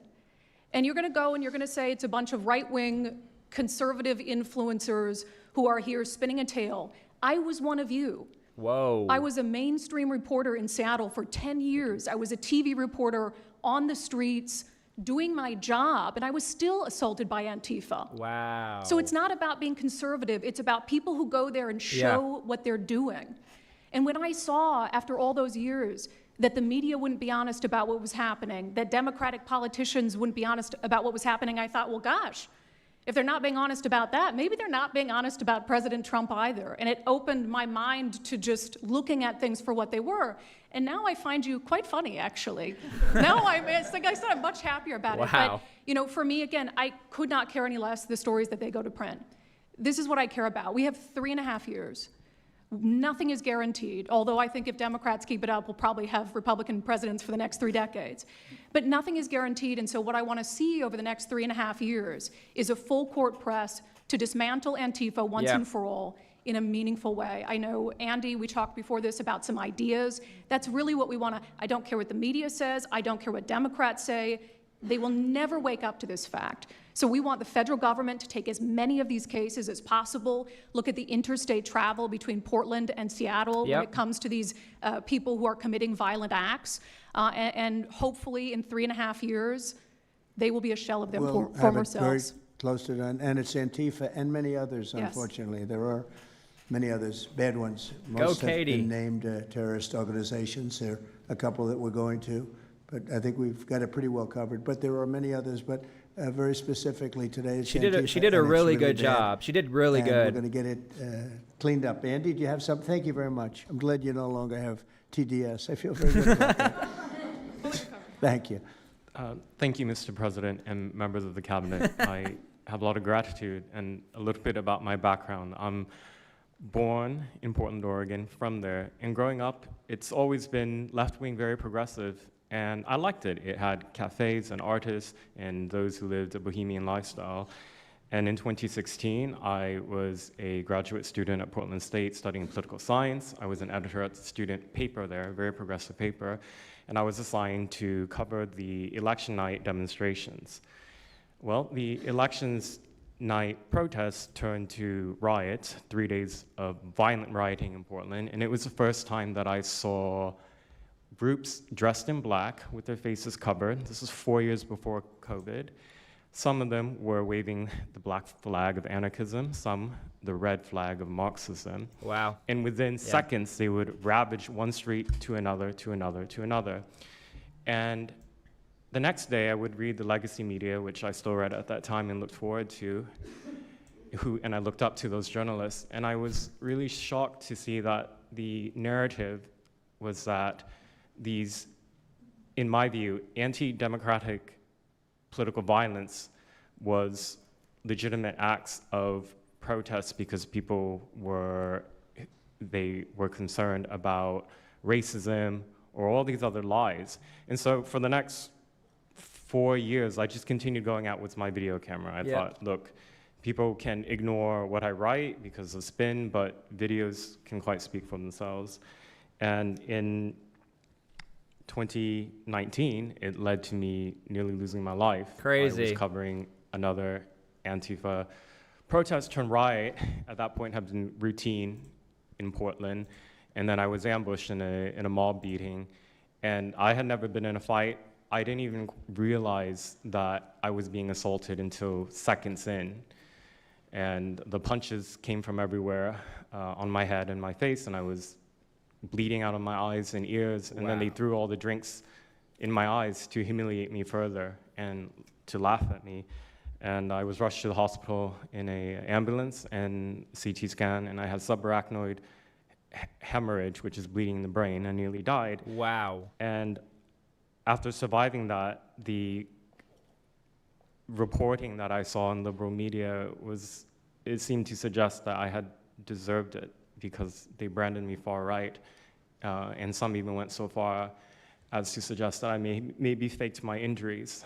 A BuzzFeed reporter asked for my medical records, which I did provide, but this felt so, it's like because I didn't die in that attack, there was another round of people who wanted to finish me off. Yep. But I continued, and then 2020, Portland was really the epicenter of the longest political violence. Those months of riots, I was on the ground, undercover, and there was an assassination there. There was a supporter of Donald Trump named Aaron Danielson who was shot dead by a self-described Antifa member who then fled out of state and died in a shootout with U.S. Marshals. Wow. In 2021, I returned undercover, naively thinking that enough time had passed, and was chased through the streets of downtown and beaten, nearly choked out. The person who was trying to choke me out held me so tightly that I had the blood, the vessels in my eyes burst. So one of the symptoms were my eyes were completely red after that, and I was hospitalized. So thank you so much for acknowledging Antifa and for directing your administration to treat them as domestic terrorists. It's going to be really challenging because how they organize is that they are decentralized, autonomous, and they operate on deception. And we're still to this day told that they don't exist, that it's a figment of our imagination. I think the DOJ could look at federal conspiracy charges. The state of California and San Diego County last year broke up an Antifa cell in San Diego. And I think maybe perhaps the State Department should designate Antifa its international arm as a foreign terrorist organization, FTO. So thank you so much for this invitation, Mr. President. Yeah, that would be huge. That's a rough time you had, huh? So the chokeout was almost the end, you felt? Yeah, that was my only near-death experience in my life, and I'm quite shaken when I think about it now. It really feels unbelievable to me that on the streets of America that this type of violence against citizens could become so routine and accepted and cheered on by people. Although, you know, in the immediate aftermath of Mr. Kirk's assassination, we saw again that type of depravity play out on quite large swaths of the left. So there's a deep sickness that's in this country right now, and it pains me a lot to acknowledge it. Yeah, the amazing thing is you look at Portland, and you see fires all over the place. You see fights and, I mean, just violence. It's just so crazy. And then you talk to the governor, and she acts like everything is totally normal. There's nothing wrong. It's almost like, are you waking up from a dream or something? I know. You see it on your network. You see it all over the place. And it's so bad. It's so crazy. It's like the movies you see for the kids, I guess not only the kids, adults also, where you have these bombed out cities and these bombed out people. It's like worse than that. I don't think they could make a movie as bad. And then the governor will get up and say, I don't know why they're coming here. It's such a wonderful place. And the amazing thing is the people want us to be there. The people, when they get the real people that live there, many of them have left, but the real people want us to be. The same thing in Chicago. So they've had 60, 70 murders over a short period of time. Murders, people that got shot. They've had hundreds of people shot, and then a guy like Pritzker, or this low IQ mayor, gets up. I mean, he got up, he's got a 5% approval rating. Wow. And the people are all against him. They want people to come. Beautiful black women are wearing a MAGA hat last night on television. Beautiful people. And they said, we don't care who comes, just stop the crime. They don't care, frankly, they don't care if it's National Guard, military. Send in anybody you want, stop the crime. And they're afraid to go out. They can't even go out.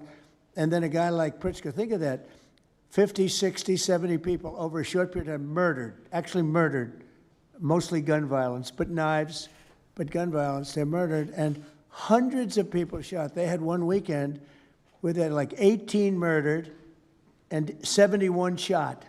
Wow. But they said, you know what their excuse is? Yeah, but it was a long weekend. In other words, it was a long weekend, so that was okay.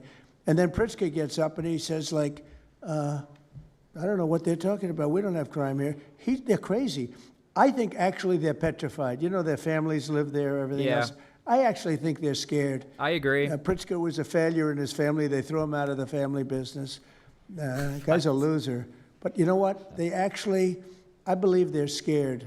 They're actually frightened for their lives. Jack, please say a few words. Okay. I really want to hear from Katie, man. Mr. President, thank you so much for having us here today and holding this roundtable. Antifa is real. Antifa has been around in various iterations for almost 100 years in some instances, going back to the Weimar Republic in Germany.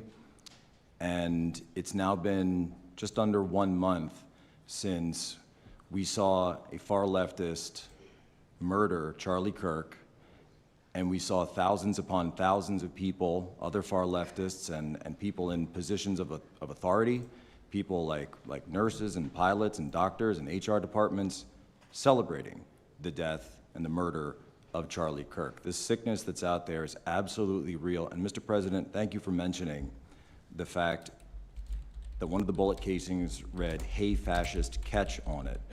One of the other bullet casings right next to that had Bella Ciao written on it. Now, Bella Ciao is a song that is known in Antifa circles as the international anthem of Antifa. And all of us around this room that have studied Antifa, we're very familiar with these symbols. And Mr. President, I think the situation is getting worse. When you look at people like Luigi Maggioni, in his 20s, Thomas Matthew Crooks, of course, who took a shot at you, sir, the ICE shooter in Dallas, and now this Tyler Robinson, we're starting to see a pattern of more and more murderous violence. And this same violence is not just random. It is targeted assassinations, which are getting worse. And every single one of us in this room that goes out there, and obviously you as well, sir, and all the staff, we are now under that threat every single day. Yeah. And working there at Turning Point USA, and I've spent just about the last month out there in Phoenix with Erica, with the family, with the team. And I will tell you this, Mr. President, even though going through something like that, which is an absolute nightmare, and people say, you know, what was it like to speak in front of all those people? It was horrible. Every second of it was horrible. But we're not going to quit. And Turning Point USA is continuing the tour that Charlie was on. We had 6,000 people when we went back to Utah. We had 5,000 people last night in Montana, if you can believe that. We are continuing to organize on campus. We are getting more and more people coming out in the face of this threat, knowing what happened to Charlie. But Mr. President, we need to do something about this, because I fear that the next one who could be killed could be sitting at this table right now. And we're not going to stop, but they need to stop, and they will not stop until they are stopped. Wow. Thank you. Thank you, Jack. I appreciate it very much. One thing I have to say is that Washington, D.C. was almost as bad. I don't know what could be worse than Portland. You don't even have stores anymore. They don't even put glass up. They put plywood on their windows. Yeah. But most of the retailers have left. But Washington, D.C. was so bad. And Pam, I'd say it took 12 days to really make it pretty good and a month to make it great. And now people are going out to dinner. The restaurants are booming. They don't have enough seats. They're opening up new restaurants because many of them closed. And people are walking down the street totally safe. A reporter, I'm not sure if she's there. I can't see somebody reported there. She is.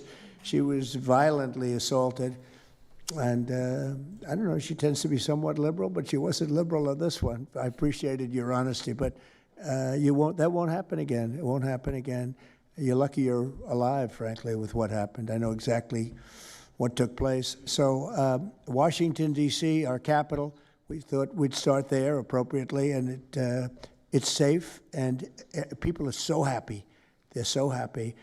And now it's a couple of months. I went to dinner there. I felt totally safe. I gave a press conference right in the middle of the street, which I don't think Secret Service was thrilled about. But, you know, I'll tell you what, I wouldn't have wanted to do it 6 months ago. It's incredible what happened. Now we're in Memphis. As you know, we're having a great impact in Memphis. It's been only a week, but it's, Cash, I hear it's been amazing it's what's going happening good there, just very early. But you take a look at D.C. and you take a look at some of the other. We've had a big impact.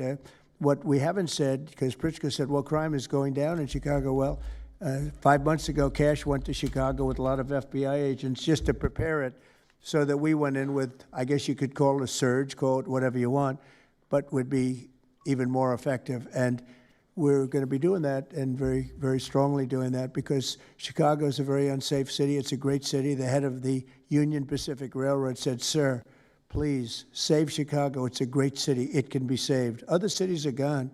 I mean, they're lost. They can get better, but they're just really, they've been so decimated.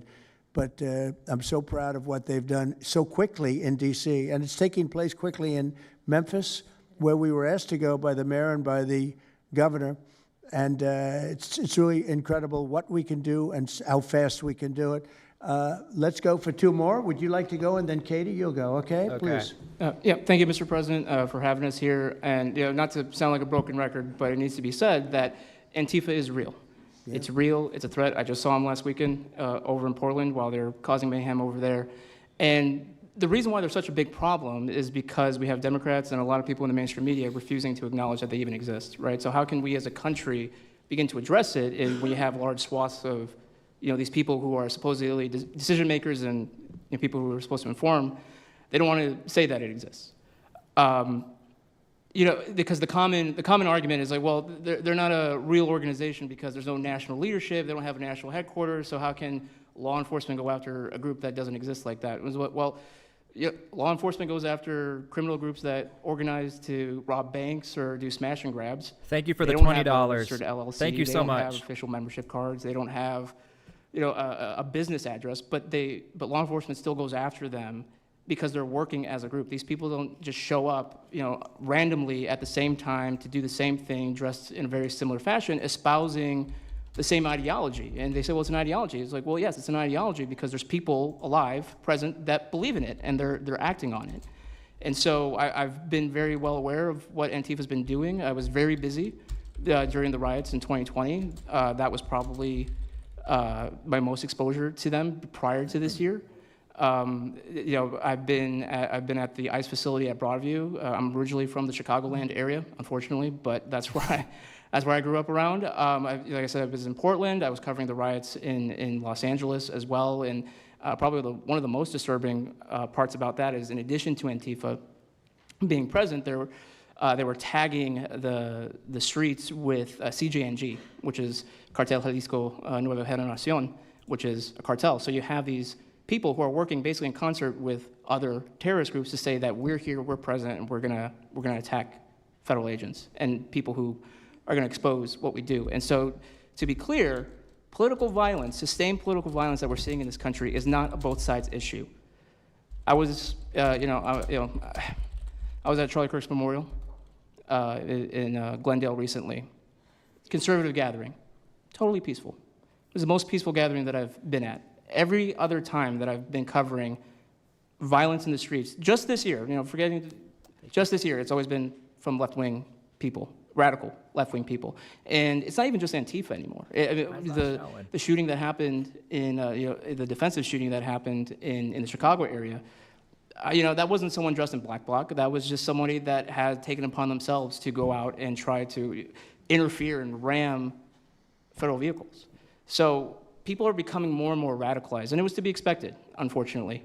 And the reason why we're in this position today is because after I was done covering the riots, I was at the border from the San Diego sector all the way down to the Rio Grande Valley sector, covering the border crisis month after month. And we all knew the solution to that. We all knew why it was happening. It's because, well, it's racist to have a border. It's like, well, actually, it's not, but okay. And so it required you to come back into office and to fix the problem, but it's no longer just a border issue. It's a nationwide issue, and that's one of the reasons why you got elected back into office, because thankfully the American people said we're not going to deal with it anymore. But unfortunately, there's a lot of people, as we've seen, who are willing to take to the streets to do violence. And that's a scary thing, because typically when I was in 2020, I was covering Minneapolis, Los Angeles, Portland, Seattle. I was over in Chaz, and that was to be expected. But now, because the issue of immigration, illegal immigration, is so widespread, riots can happen anywhere. Attacks can happen anywhere. So that's why it was weird kind of going back to my home state to cover this violence. I mean, just after the Dallas shooting, they were chanting outside Broadview, shoot ICE, shoot those, efforts, shoot those efforts. So I'll just leave that. Thank you so much again for having this. This is very dangerous. We don't work for companies that have billions of dollars. We're running and gunning often on our own. We became friends. A lot of us are friends because we would see each other all the time, and we became friends because we wanted to have someone watch our back while we're out there. Because like I said, we're just out there. And but we'll continue to do it because it's an important topic. It's an important issue. The American people deserve to know what's happening in these chaotic situations, and we're more than happy to do it. So okay. Thanks, sir. Great job. Thank you very much. Katie, please. Let's go. Here we go. 4 months of hard work. Here we go. Hi, Mr. President. It is an honor being here today, and I first wanted to start by thanking you guys for designating Antifa a terrorist group. It's exactly what this group is. It's a long time coming. I'm an investigative journalist from Seattle. I work for the Post Millennial alongside Andy No and Jack Posobiec. I have been infiltrating Antifa cells in Seattle and Portland for the past decade. I know their inner workings, and Antifa uses extreme political violence to crush the civil rights of their political enemies and believes that violence is justified by any means necessary. But today, I want to focus on what is happening in Portland at the ICE facility. I've been covering this for the past 4 months, and this is a call out to corporate media who has completely ignored this story or has falsely reported on it. This is nothing short other than a sustained attack on the United States, which is being supported by Democratic elected officials. The Portland Police Bureau has completely abandoned several blocks outside the ICE facility, giving away their jurisdiction to a terrorist group who has spent the past 4 months harassing, assaulting, and intimidating anyone they perceive to be against their cause. Not only have federal agents been relentlessly assaulted for more than 100 consecutive days, black-clad anarchist militants concealing their identities behind black facial coverings have been assaulting reporters just for trying to cover their crimes. Today, I am sitting here with a black eye and a concussion after being violently hit in the face with a metal pole while reporting outside the ICE facility just this past week. After the attack, I immediately went to three Portland police officers who refused to detain the suspect. I took the time to chase down the suspect in the streets, had her held for 35 minutes. I was waiting for Portland police to come, and they never came. Then that's what opened to my eyes to what this group is actually doing. I watched 20 Antifa militants help my assault suspect escape into an Antifa safe house. That is 1 block away from the ICE facility. And this safe house is where Antifa-affiliated protesters are conducting paramilitary operations. It's where they're arresting, they're showering, they're eating to continue this occupation. I have staked out this safe house and have observed shift changes.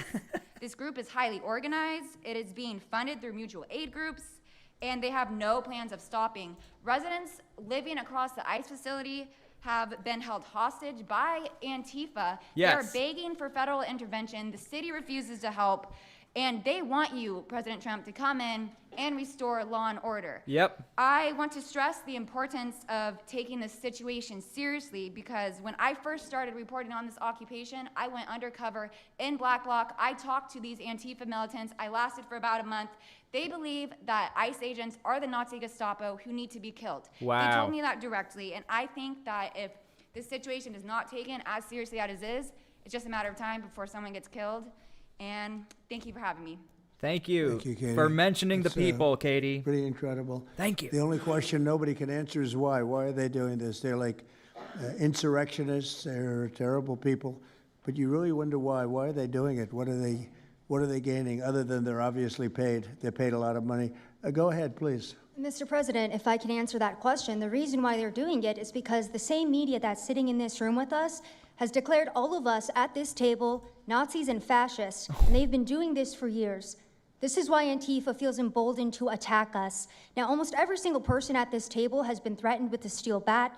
We've been assaulted, we've been harassed, we've been threatened, and that is in huge part due to the media. So my message right now is for you guys, because 2 years ago, back in 2020, by the way, I was censored for my reporting on Antifa here in Washington, D.C. You were talking about how safe it is.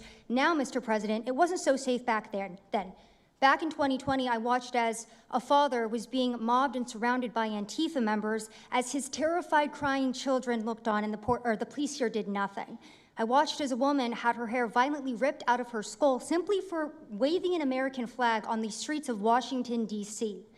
And by the way, if you guys try to go and find any of this footage, you won't find any of it because Twitter deleted all of it because our president shared my reporting and they deleted my entire account immediately after. Whoa. So now, if you want to know what happened in 2020, all you're going to see is the media headlines that said that it was fiery but mostly peaceful. Thanks for that one, CNN.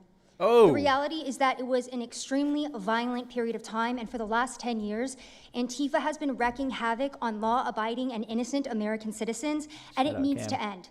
Now, I'm with Turning Point USA. It's an honor to be here, Mr. President. Thank you guys so much, everybody in the administration, for giving us a seat at the table, because the media has not only been demonizing us for so long, but immediately after the brutal assassination of our founder, Charlie Kirk, our Turning Point USA chapters have seen an uptick in violence across the nation as Antifa chapters that are embedded in our universities go and target them. It's been extremely difficult to report on the ground, and for a long time I was afraid to go to Portland because I knew that the only people who would have my back, like Julio said, were one of my friends on the ground because there is no police force there. I was terrified to go because I knew if I got shot or stabbed, and I have been assaulted, I've been mobbed and robbed in Austin, Texas by Antifa, that nobody would come to help me. So my plea to the entire administration, especially to the DOJ, is every single radical left-winger who is in front of the ICE facility in Chicago, in New York, in Portland, please make sure that you use the full force of the law to come after each and every single one of them, because it is us being soft on left-wing violence that has fomented all of the terror that we have seen in this country, and it is the left wing getting away time and time again with assaulting law-abiding American citizens that has led us to this place. So truly, to the Americans that I speak to on the ground, they feel completely abandoned by their state and local government. So please step in. You have Americans begging for the National Guard, and to the media over here, please report on the truth. Please do your jobs. I'm an American citizen. Everybody at this table simply views ourselves as American citizens who have an iPhone and the will to actually tell the truth. So please take your job seriously and tell the truth to the American people. And thank you for letting me be here on behalf of Charlie to continue his legacy of cleaning up the country. Thank you, Mr. President. Thank you very much. Appreciate it. Wow, you feel very strongly, I can see. I'm mad. I got beat up so many times, Mr. President. My friends have gotten beaten up, and I want to cry right now from happiness because we have been completely ignored for so long. For almost 10 years, we've been getting assaulted on the streets. I have watched children cry as their parents have been attacked on the streets. That should not be happening at our nation's capital. So please, again, the DOJ, please utilize the full force and go after each and every single one of these people. Fantastic. Thank you very much. Great job. There's Cam. Impassioned. That's important because you should feel like that. Please, go ahead. Mr. President, thank you for having us here and bringing together this panel of brave journalists, everybody on this side of the room. And no one can speak to the violence better than these people here. So I think we know that this is not just a story about violence. I don't know who this as is. you alluded to, Mr. President. This is a money story. And at the Government Accountability Institute, my colleague and I, Peter Schweitzer and our team, we followed the money, and we followed it to the top of what we call the protest industrial complex, Riot Inc. And we found a network of NGOs. It's not just the Soros network, the Open Society network, it's other funding networks, the Arabella funding network, the Tides funding network, Neville Roy Singham and his network, Foreign Cash.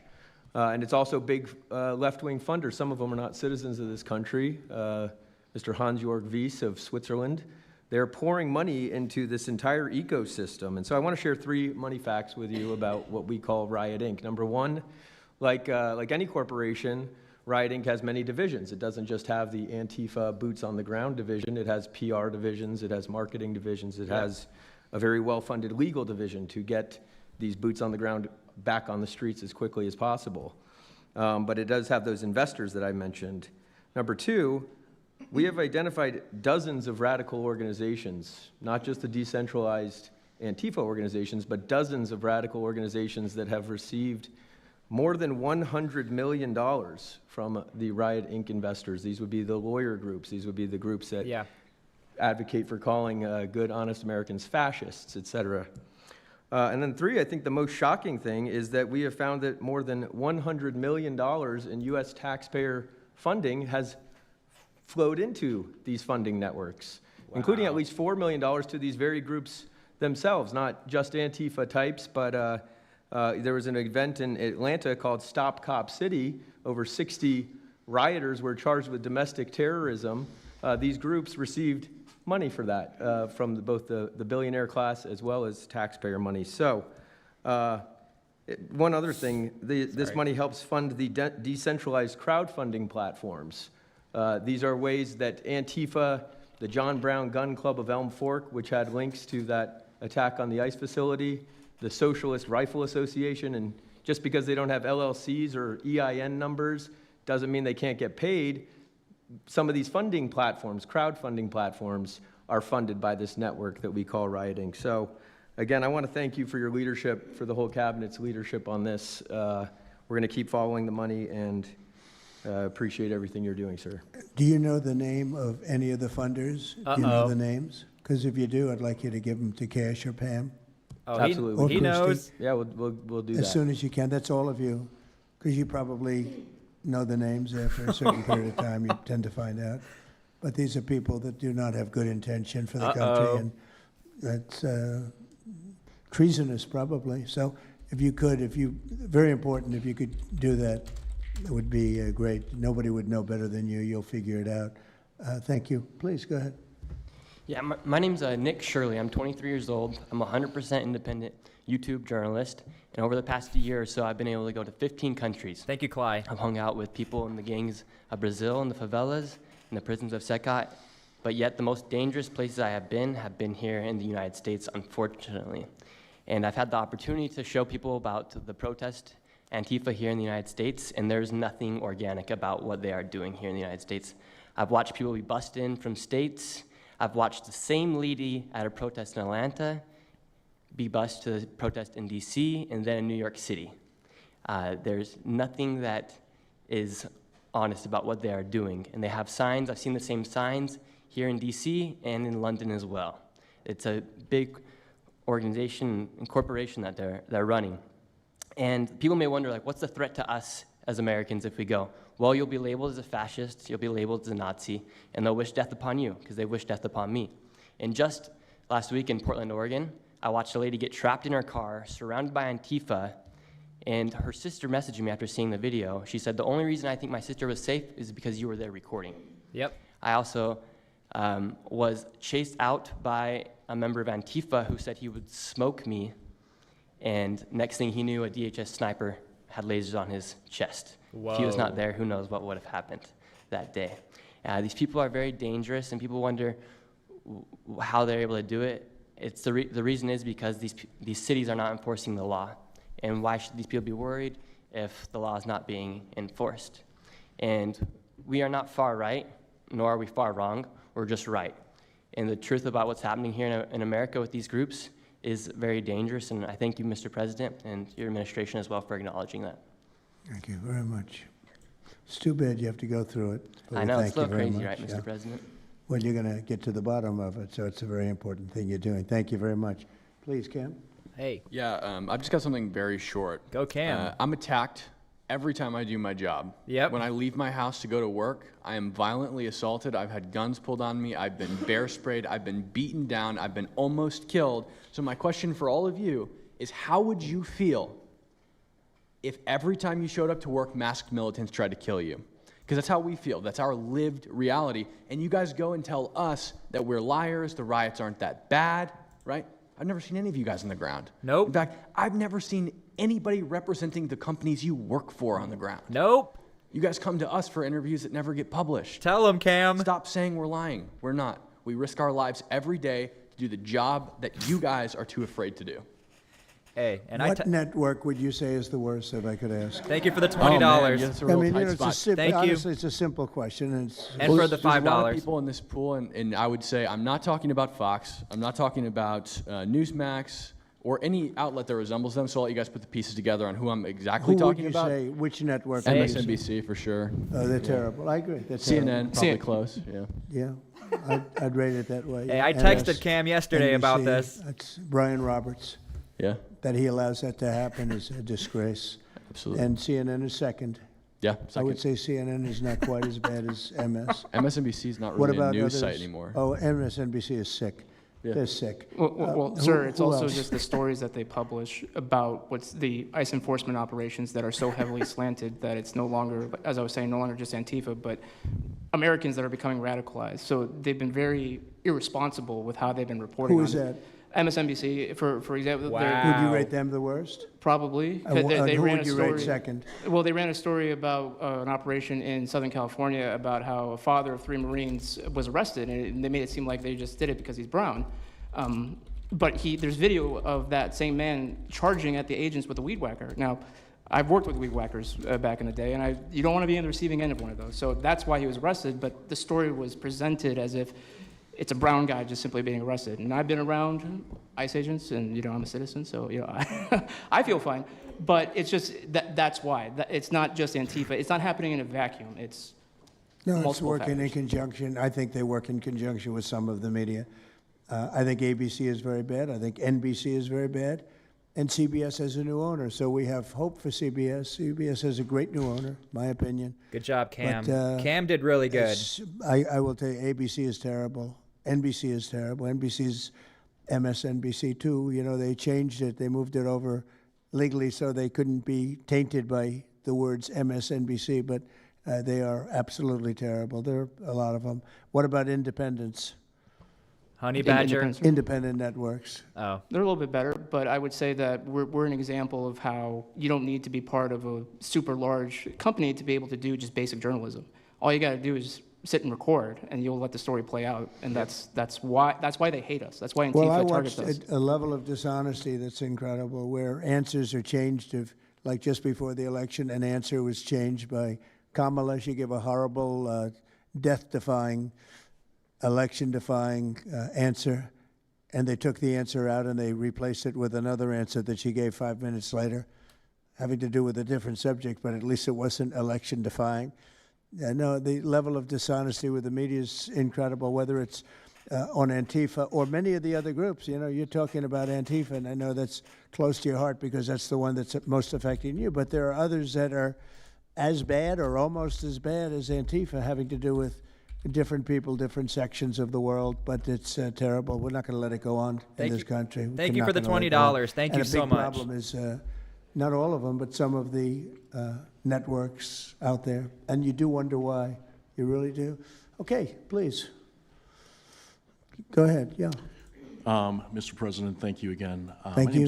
My name is Jonathan Cho. I am an investigative reporter for Frontlines Turning Point USA. Yep. I'm also a senior fellow at Discovery Institute in Seattle.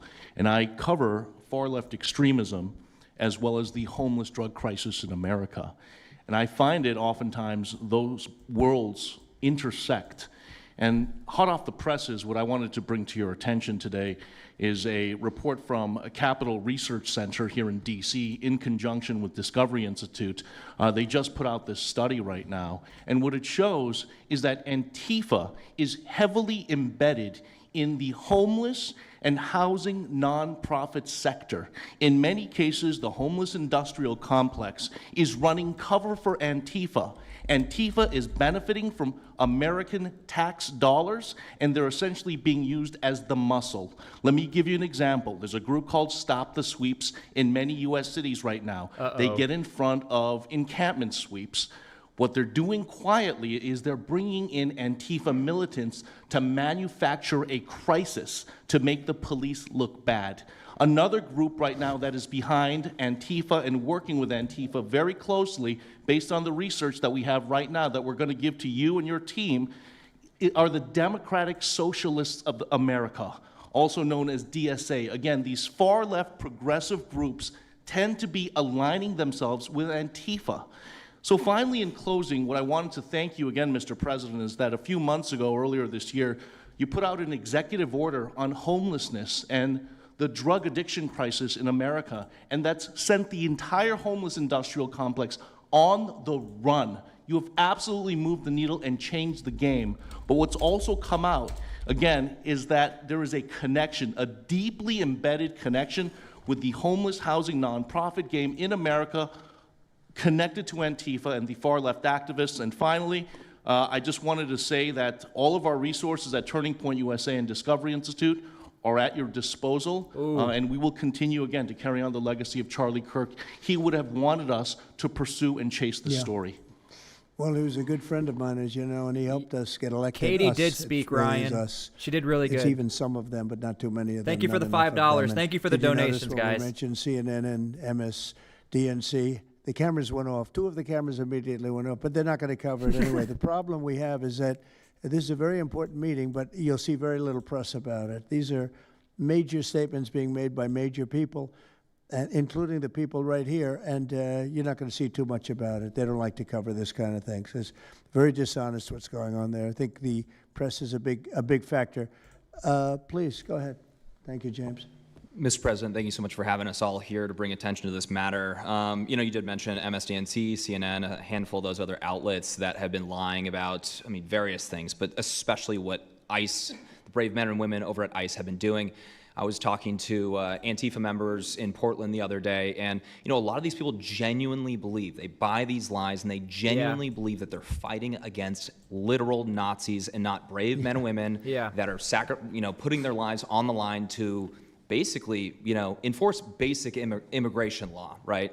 That everyone seemed to agree with up until maybe a few years ago, a handful of years ago. So once again, thank you so much for having me. My name is James Klug. While my primary job is traveling around the country, having conversations with Americans about various political topics and issues, I have had a lot of run-ins with Antifa over the last 5 years. And I do think that Antifa is a primary reason why many conservatives are afraid to go out and protest and make their voices heard and maybe bring friends and family to a demonstration and exercise their First Amendment right, because they are literally deathly afraid. And I talk to these people all the time.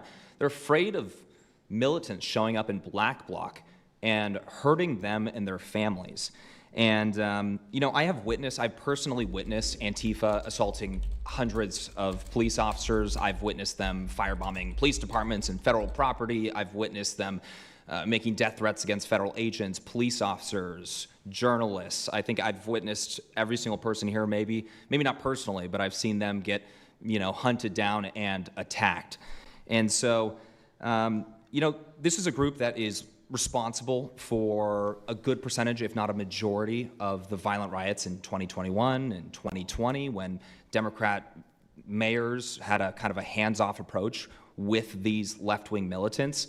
Just as a quick reminder for everybody, we're talking about dozens of murders that happened in those riots. We're talking about billions of dollars of damage to property and communities all over the country. We're talking about thousands of officer injuries. So this isn't just like some little thing that they're, they punch a journalist here and there. No, they're responsible for a lot of damage and a lot of people that have, unfortunately died and basically suppressing people's voices, And so what I did want to talk about is to get this footage, almost every single person in the room here, to get this footage, you have to go undercover because you are at risk of being beaten or worse. You have to go undercover. You have to film low-key to capture them committing crimes. This is stuff that the mainstream media was not doing and has not been doing. They'll show when Antifa is maybe it's a little bit more peaceful, and they'll show when it's more mellow, but they'll remove the cameras when things get violent and it's actually dangerous to be here. And I have personally witnessed legacy media vans showing up at a riot 300 yards away, getting out of the vehicle, filming for 30 seconds, saying something like, fiery but mostly peaceful, packing up, and to add insult to injury, you have Democrat politicians that are saying, it's just an idea, right? That's all this is. So it's just an idea. After all of this chaos, it's just an idea. Well, that idea has threatened to kill me and many of my friends that are here today. So, Mr. President, thank you so much for bringing this to the forefront. And it's definitely making a big change. Really appreciate you. This is crazy, man. One question. So why is it there are numerous groups? I mean, Antifa is terrible, but you have other groups that I guess probably are almost as bad or just as bad. Not one other group was mentioned. I'm sort of surprised at that. You just come into contact with Antifa? It seems to be that you mostly come into contact with Antifa. Please. There's a lot of overlap. And I would say that, for instance, Jonathan brought up the Democratic Socialists of America. They're basically the same thing. I mean, there's a lot of Democratic Socialists of America who are out there in black bloc, hiding their faces. And so I think we use, and I do understand, for the record, I do understand the challenge, as Andy pointed out, with Antifa as a graspable entity. I do. But at the end of the day, when you look at behavior, you prosecute behavior, right? We're not prosecuting ideas or ideology, you're prosecuting behavior. So whether you can prove that this amorphous thing is Antifa or someone has a patch that says Antifa, it doesn't matter. Did they assault someone? Did they assault a federal agent? Were they engaged in rioting? What is it? And so they're always using that, they don't call themselves Antifa, even though some of them literally do. It's called Rose City Antifa. How long has it been around in Portland, Andy? Since 2007. They call themselves Antifa. In Seattle, I was outside the federal building, and they were yelling, there's no police here, this is Antifa land. And then at the same time, Democrats, like our governor, Antifa is an idea. But yeah, I think Antifa can overlap with a lot of other entities and organizations. Very good. Thank you. I'm surprised it didn't President say. Trump, I just wanted to add this real quick because you were asking which mainstream media outlet is the worst. Oh. What I think, it's any of them that decided to call Kilmar Abrego Garcia Maryland Dad. Because when I'm out there on the street talking to these people, they call Maryland Dad is this human, he's actually a human trafficking MS-13 gang member that's illegally in the country. But the amount of people on the street that I spoke with that thought that he was a U.S. citizen that was being deported to Uganda is dangerous. These people genuinely believe, based on what comes out of the garbage standing over here, that you guys are deporting U.S. citizens. So that's what's causing all these when problems. you have a governor like Pritzker in Chicago, where you have Illinois, which is in a lot of trouble, Chicago's there, potentially a great city again. It's not great now, but it could be great again. That's why we have to get there soon, because eventually you can't do that. What makes a man like that say that things are wonderful? Why doesn't he say, we love that President Trump is going to come and help us clean up Chicago and make it safe again, as opposed to fighting us and pretending that there weren't 50 murders and 200 shootings and all of that? Why is that? Thank you for the go ahead, $2. To spite you. To spite the administration. That's simply what it's about at this point. Because, if you go and talk to some of these citizens, like I'll use Portland as an example again, because I've been there for so long now. You talk to the neighbors that live in the apartments next door to the ICE facility. There are veterans with PTSD that live there, and they're here all night long, screaming, fireworks being lit off by these rioters. Children crying because they, can't sleep at night and they're scared of all the noise outside, and they can't leave. They got a lease. You can't just leave. These people aren't wealthy individuals. And that's one of the major problems here. And these people are afraid to come out and speak out. They need help. And they're getting no help from their government at all. They've been begging for the noise ordinance to be enforced outside of their apartment complex for months now, and the city of Portland has ignored them every single time. Thank you. The victims are, as I said, they're afraid, but the governments aren't doing anything because they want to spite the administration. It's all political. And the politicians make you feel like you're foolish, like there's something wrong. Like, how could President Trump be saying that about Chicago? And yet the night before you see that, 11 people were shot, 5 people died. And you have him talking about like it's a wonderful situation. Thank you for the $2 and $5. Thank you. And a lot of people don't get over that. They just don't get over it. I think they convince the people. Do wealthy people leave too or not? Places like Portland, are the wealthy people leaving? Probably. People that can leave, are they leaving? I think that they're moving to the areas that have been gentrified. I mean, the Oregon governor, when she was saying, we don't need Trump here, she's walking around. It's a very tight shot, if you notice that. And she said, Portland's just fine. Look at me. And they'll focus on the couple areas of Portland that are very nice. Well, she was saying that, and there were explosions in the background. Yeah. I mean, there was a reason they cropped it in.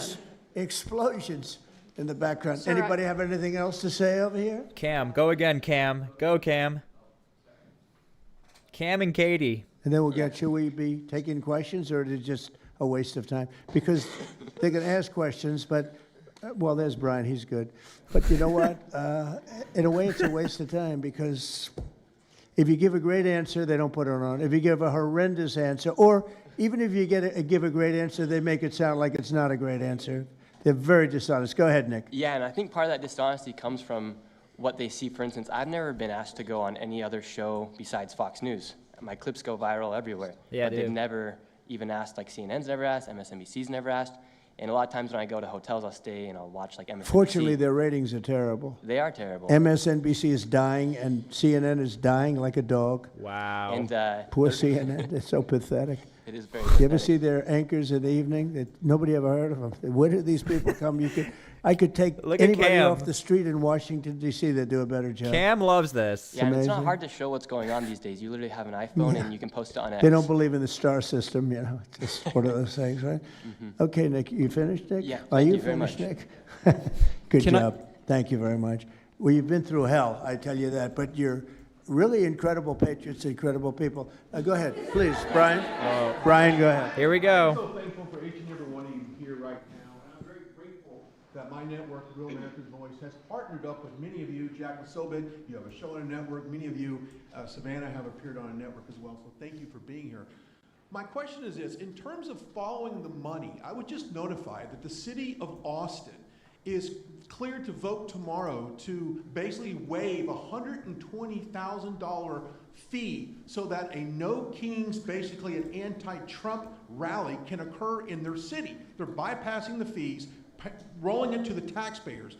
So my question is to you: what can the people of Austin, Texas do right now to make sure that their tax dollars don't fund a No Kings anti-Trump rally coming up? Wow. Well, you just tell me that I would love to do something about that. Bring a lawsuit, do something.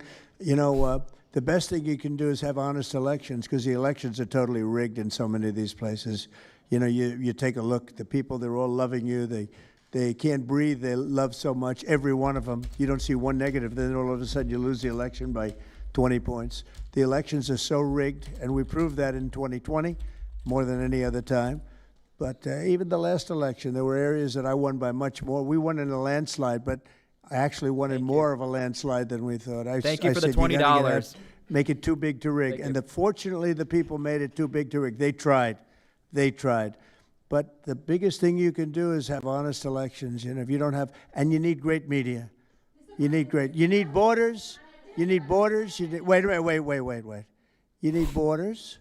You need honest media. You need honest elections, and you have a great country, and you need all three of them. Yeah, go ahead. Thank you for the 20. Thank you so much. To a lot of these radical groups that you talked about inside here. So thank you for removing. I would like you to make a big deal, though, if they're waiving a fee, but I guarantee they wouldn't waive it if it was it's not Trump.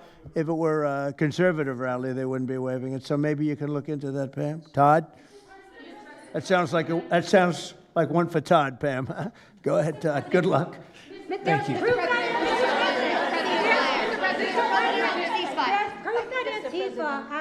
Who are you with? Who are you? I am with What network? I'm with Al Arabiya. It's an Arabic network based in Riyadh in Saudi Arabia. But I am the foreign puller today. Mr. President, you said that you might go to the Middle East on Sunday. Do you mean Egypt and Israel? And would you consider going to Gaza to see what things I on would, the yeah, ground? I would. I might do that. I may do that. We haven't decided exactly. I'll That be would going be to Egypt huge. most likely. That's where everybody is gathered right now, and we appreciate that very much. But I'll be making the rounds, as the expression goes. I probably will. See how Go ahead. Mr. President. Go ahead. Just to clarify, you said you might go to Gaza. You're saying that's Who the you first with? topic. I'm representing the TV pool, but I'm with NBC, sir. That's too bad. Go ahead. Well, just to clarify, you said you might go to Gaza, and then the second question I had earlier today, you said the mayor of Chicago and the governor of Illinois should be jailed. Have you asked the Justice Department to look at possible charges? No, I've seen the law, and when you have a group of people where the police call off the safety for ICE officials, I've understood that, and I've read it today in numerous journals, that that's illegal. It is. What they did is I guess it was ICE, Christie, right? They were Yeah. under threat, and the police were helping beautifully, and it was fine. And then all of a sudden, a woman was on the line saying, "Everybody, move back, get out, Yep. get out." And they were given an order by the second person in the police department, and the governor knew about it, the mayor knew about it. I understand that's a criminal offense. Do you want to comment on that, Chris? I have a video coming out today Yes, about sir, that. we're seeing that kind of pattern happen with local law enforcement. Thank and you for the state law $5. enforcement, Thank not you. just in Illinois, but also out in Oregon, too. In fact, in Portland, I was there yesterday, but some of the ICE officers were telling me that as they drove by the rioters that were saying, "Kill ICE agents, Molotov cocktails, melt ICE," that the Portland police were cheering them on and had their fists in the air cheering on the rioters that were threatening What? their lives. So in Chicago, we had a 10-car caravan trail our ICE officials Yep. and pin them down. And those ICE officials, to get out of their vehicles, a woman tried to ram them and run them over, and shots were fired to get them to safety. So it's happening on a regular basis, and any elected official that allows this to happen and gives cover to those kind of individuals who are perpetuating murder should absolutely be prosecuted, in my opinion. Thank you for the $10. Daniel. Thank you so much. And by the way, we have Marco Rubio. Marco, come on up here, please. My video He's gonna tonight. bring a little stability to this group. My video Come tonight on is up. about Does what she's everybody talking know Marco about. Rubio? Is there anybody that doesn't? Some of the reporters don't. That's why they shouldn't be reporters. Which job is he here for today, Come sir? on up here, Marco. Anything we should know about the Middle East? That's what we're hoping to talk to you about here, Mr. President. He's doing a good job.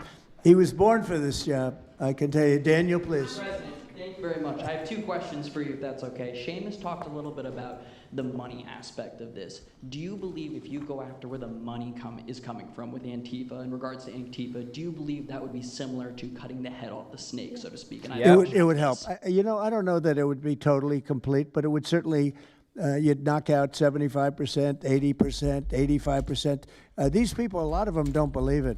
You know, when they, I watch them, I say, I can almost tell a pro by, they're like professionals. That's all they do. And they get paid by somebody.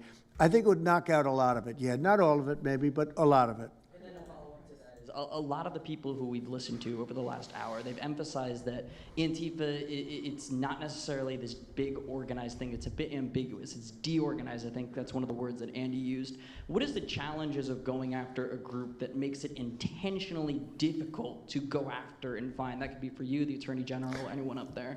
Well, they're smart people, and they deceive. A lot of them are crooked people. A lot of them have been staying out of trouble their whole lives, and they've been bad from the day they were born, frankly. But these are sick people. Pam, go ahead, please. Well, they're smart, but they're not smart enough. Oh, my microphone's broken. They're smart, but they're not smart enough. They have been covered by these liberal cities for so many years. And that's why we're all working with Treasury, with all these different departments, to find the criminal conspiracy. Okay. I'm just giving. Yeah, I was just given a note by the Secretary of State saying that we're very close to a deal in the Middle East. Good. And they're going to Finally. need me pretty quickly, so I will take a couple of more questions. Please. Thank you, sir. I also have two questions for you, if I may. Have you given any more thought to possibly suspending habeas corpus to not only deal with these insurrectionists across the nation, but also to continue rapidly deporting illegal aliens? Yeah, it's suspending who? Habeas corpus, sir. Oh, I don't know. I'd rather leave that to Christie. What do you think? No, sir, I haven't been a part of any discussions on that. All right, go ahead. In the ceasefire This is CNN speaking, by the way, so. Are you This is one of the worst reporters that you'll ever see. I don't even want to take a question. It's a waste of time. Go ahead. How will you decide which workers get back pay and which workers do not? Well, we're going to see. Most of them are going to get back pay, and we're going to try and make sure of that. But some of them are being hurt very badly by the Democrats, and they therefore won't qualify. Go ahead, please. What will the administration do to foreign Antifa organizers and funders who are located overseas? Go ahead. In the yellow, please. So the Nobel Peace Prize will be announced on Friday. You've been nominated by many world By leaders, many countries. That's many right. countries as well as the hostage families. Do you think you will win? I have no idea. I mean, look, I did settle. Marco would tell you we settled 7 wars. We're close to settling an 8th. And I think we'll end up settling the Russia situation, which is horrible. 7,000 people died last week, by the way. Wow. In Russia, between Russia and Ukraine. I think we'll settle that. So I don't think anybody in history has settled that many, but perhaps they'll find a reason not to give it to me, you know? Perhaps they will. President Trump, are you participating in the ceasefire negotiations? Thank you. Going to the shutdown quickly, what is your position on the extension of health care subsidies, which is what Democrats are asking for? All I want to do is very simple. I want to get the country open, and then we're going to discuss that. And we'd like to, Obamacare is a horrible mess, and it has been from the beginning. We want to make it better, stronger, even if it costs more money, we want to make it better. The Democrats want to make it worse. The Democrats want to approve health care for illegals coming into our country, many of them coming in from prisons and mental institutions and drug dealers. They want to give them health care. We don't want that for our people because that's going to destroy the health care that we already have. We'd like to make Obamacare better for people, less expensive and better health care. Yes, ma'am. Mr. President. I'm wondering if you've been briefed on the organization and funding of Antifa, and if so, what have you learned? I have been, and they have pretty good knowledge, but they're going to have a very good knowledge. And I really ask these very brave patriots that we're surrounded with today to let us know, because I think you probably have some pretty good ideas. And even if you're not sure, let us know and we'll figure it out, okay? If you could do that.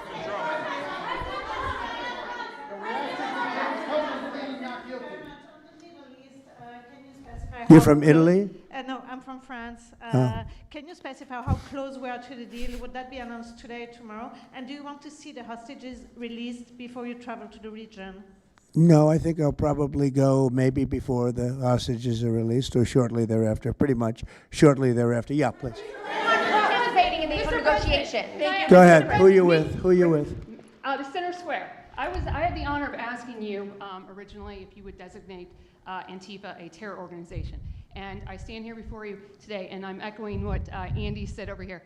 Are you going to work with your administration, as the Secretary of State's here, are you going to work with your administration to designate it a foreign terror organization? Ooh. You mean a terror? Antifa? A foreign terror organization. Well, has that been done? Pretty close, right? Would you like to see it done? Yes, Mr. President. You think it would help? They have foreign links I'd be glad all to across do it. Western I think it's Europe. the kind of thing I'd like to do. If you'd like, does Middle everybody East. agree? If you agree, I agree. Let's get it done. Wow. Okay? Let's get it done. Marco, we'll take care of it. Mr. President. That's international, you mean? Yes. International. Mr. President. Sounds good to me. Foreign terror Thank you for the Steve, are you okay $2. with Thank it? you for the $2. Yes, it's true. There are extensive foreign ties, and I think that would be a very valid step to take. Good, I think so too. Yes. Good, I think it's a good point. Thank you. President, are you planning on personally participating in this? On the shutdown, we are now about 1 week away from military service members missing their paychecks. We'll always take care of our military. Would you encourage Congress to pass a standalone bill to pay our service members? Yeah, that probably will happen. We don't have to worry about it yet. That's a long time. You know what 1 week is for me? An eternity. 1 week for me is a long time. Yeah. We'll take care of it. Our military is always going to be taken care of. Yeah, please. Blue dress, blue. President, Rebecca with Blaze News. I'm curious to know, so you're talking about the money funding these Antifa organizations, and somebody brought up Roy Singham, I think it was you, who, by the way, is married to one of the co-founders of Code Pink, this infamous left-wing organization. I'm curious to know the administration. Who is that? Who is that? Roy Singham. He's married to. No, did you say they're here? No, he's not. A journalist brought him up, but Oh, he I is, see. Okay. Yeah. Okay. Seamus, thank you. Good, good, good bring up. Excellent. Go ahead. He's somebody who's been reported on extensively, and I'd love to know what the administration is going to do to actually bring consequences to some of these names. You mentioned. Well, I don't know the name, but I would like to ask Pam to take a look at it. You know, a lot of the best information we find are through you and other people like you. So Yep. I'd like you to look at it, Pam. Okay.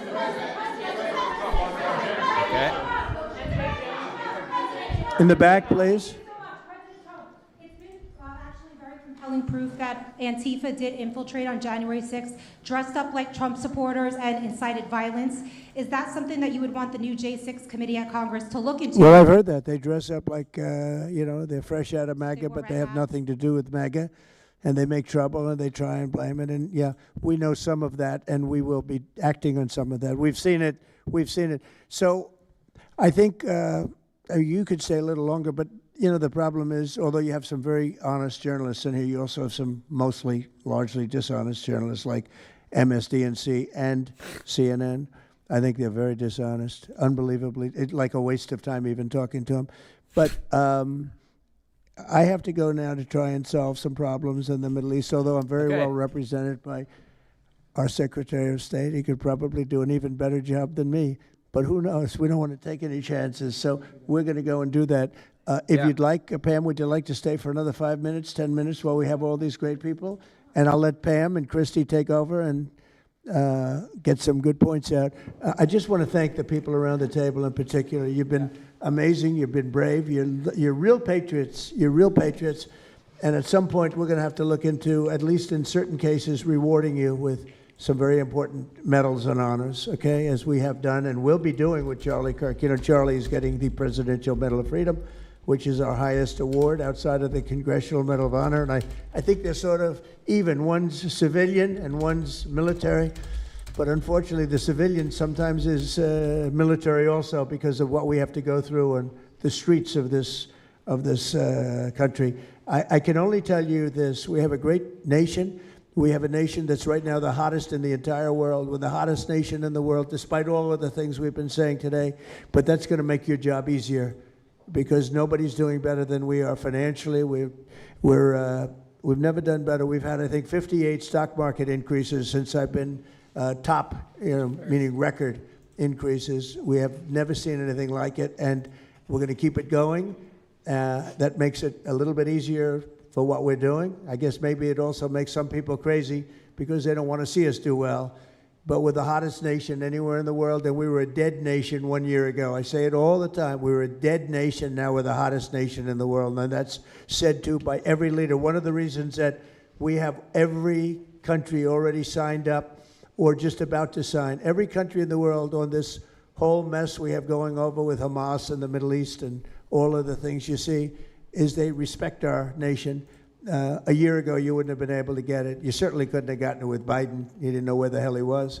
But a year ago, you wouldn't have been able to have a situation like this. So I just want to thank the people around this table and certainly the officials around the table because they've been incredible. They've been brave. And I watched yesterday, Pam, and I watched a little bit. I thought it was so good. I rounded up and I watched it late in the evening because I thought you were fantastic yesterday. You really, look, you had some wonderful senators, some great politicians asking you very fair questions, and you had some real slime balls. But I thought you were amazing, so thank you very much. And Christy, thanks for the great job. Cash, thanks for the great job. Always my man back down there. He's the silent type, but he's a hell of a lawyer. Thank you for the $2. We're going to get peace in the Middle East. That's what we want to do. Thank you very much, everybody. Yes. All right. Peace in the Middle East. Okay. Well, that was interesting for sure. And thank you for joining here, even though a lot of you didn't see the thumbnail. I have a really good video for you guys coming out tonight. It is about Chicago, what we've been talking about. Make sure to please subscribe to my channel. Make sure to please like the videos. We have a lot of momentum. We finally got the story into the White House. And yeah, thank you guys so much for everything. We've been talking about this since day one, and here we are, okay? And Tommy, maybe Tommy will be out there. So again, I couldn't do this without you guys. I'm just one person.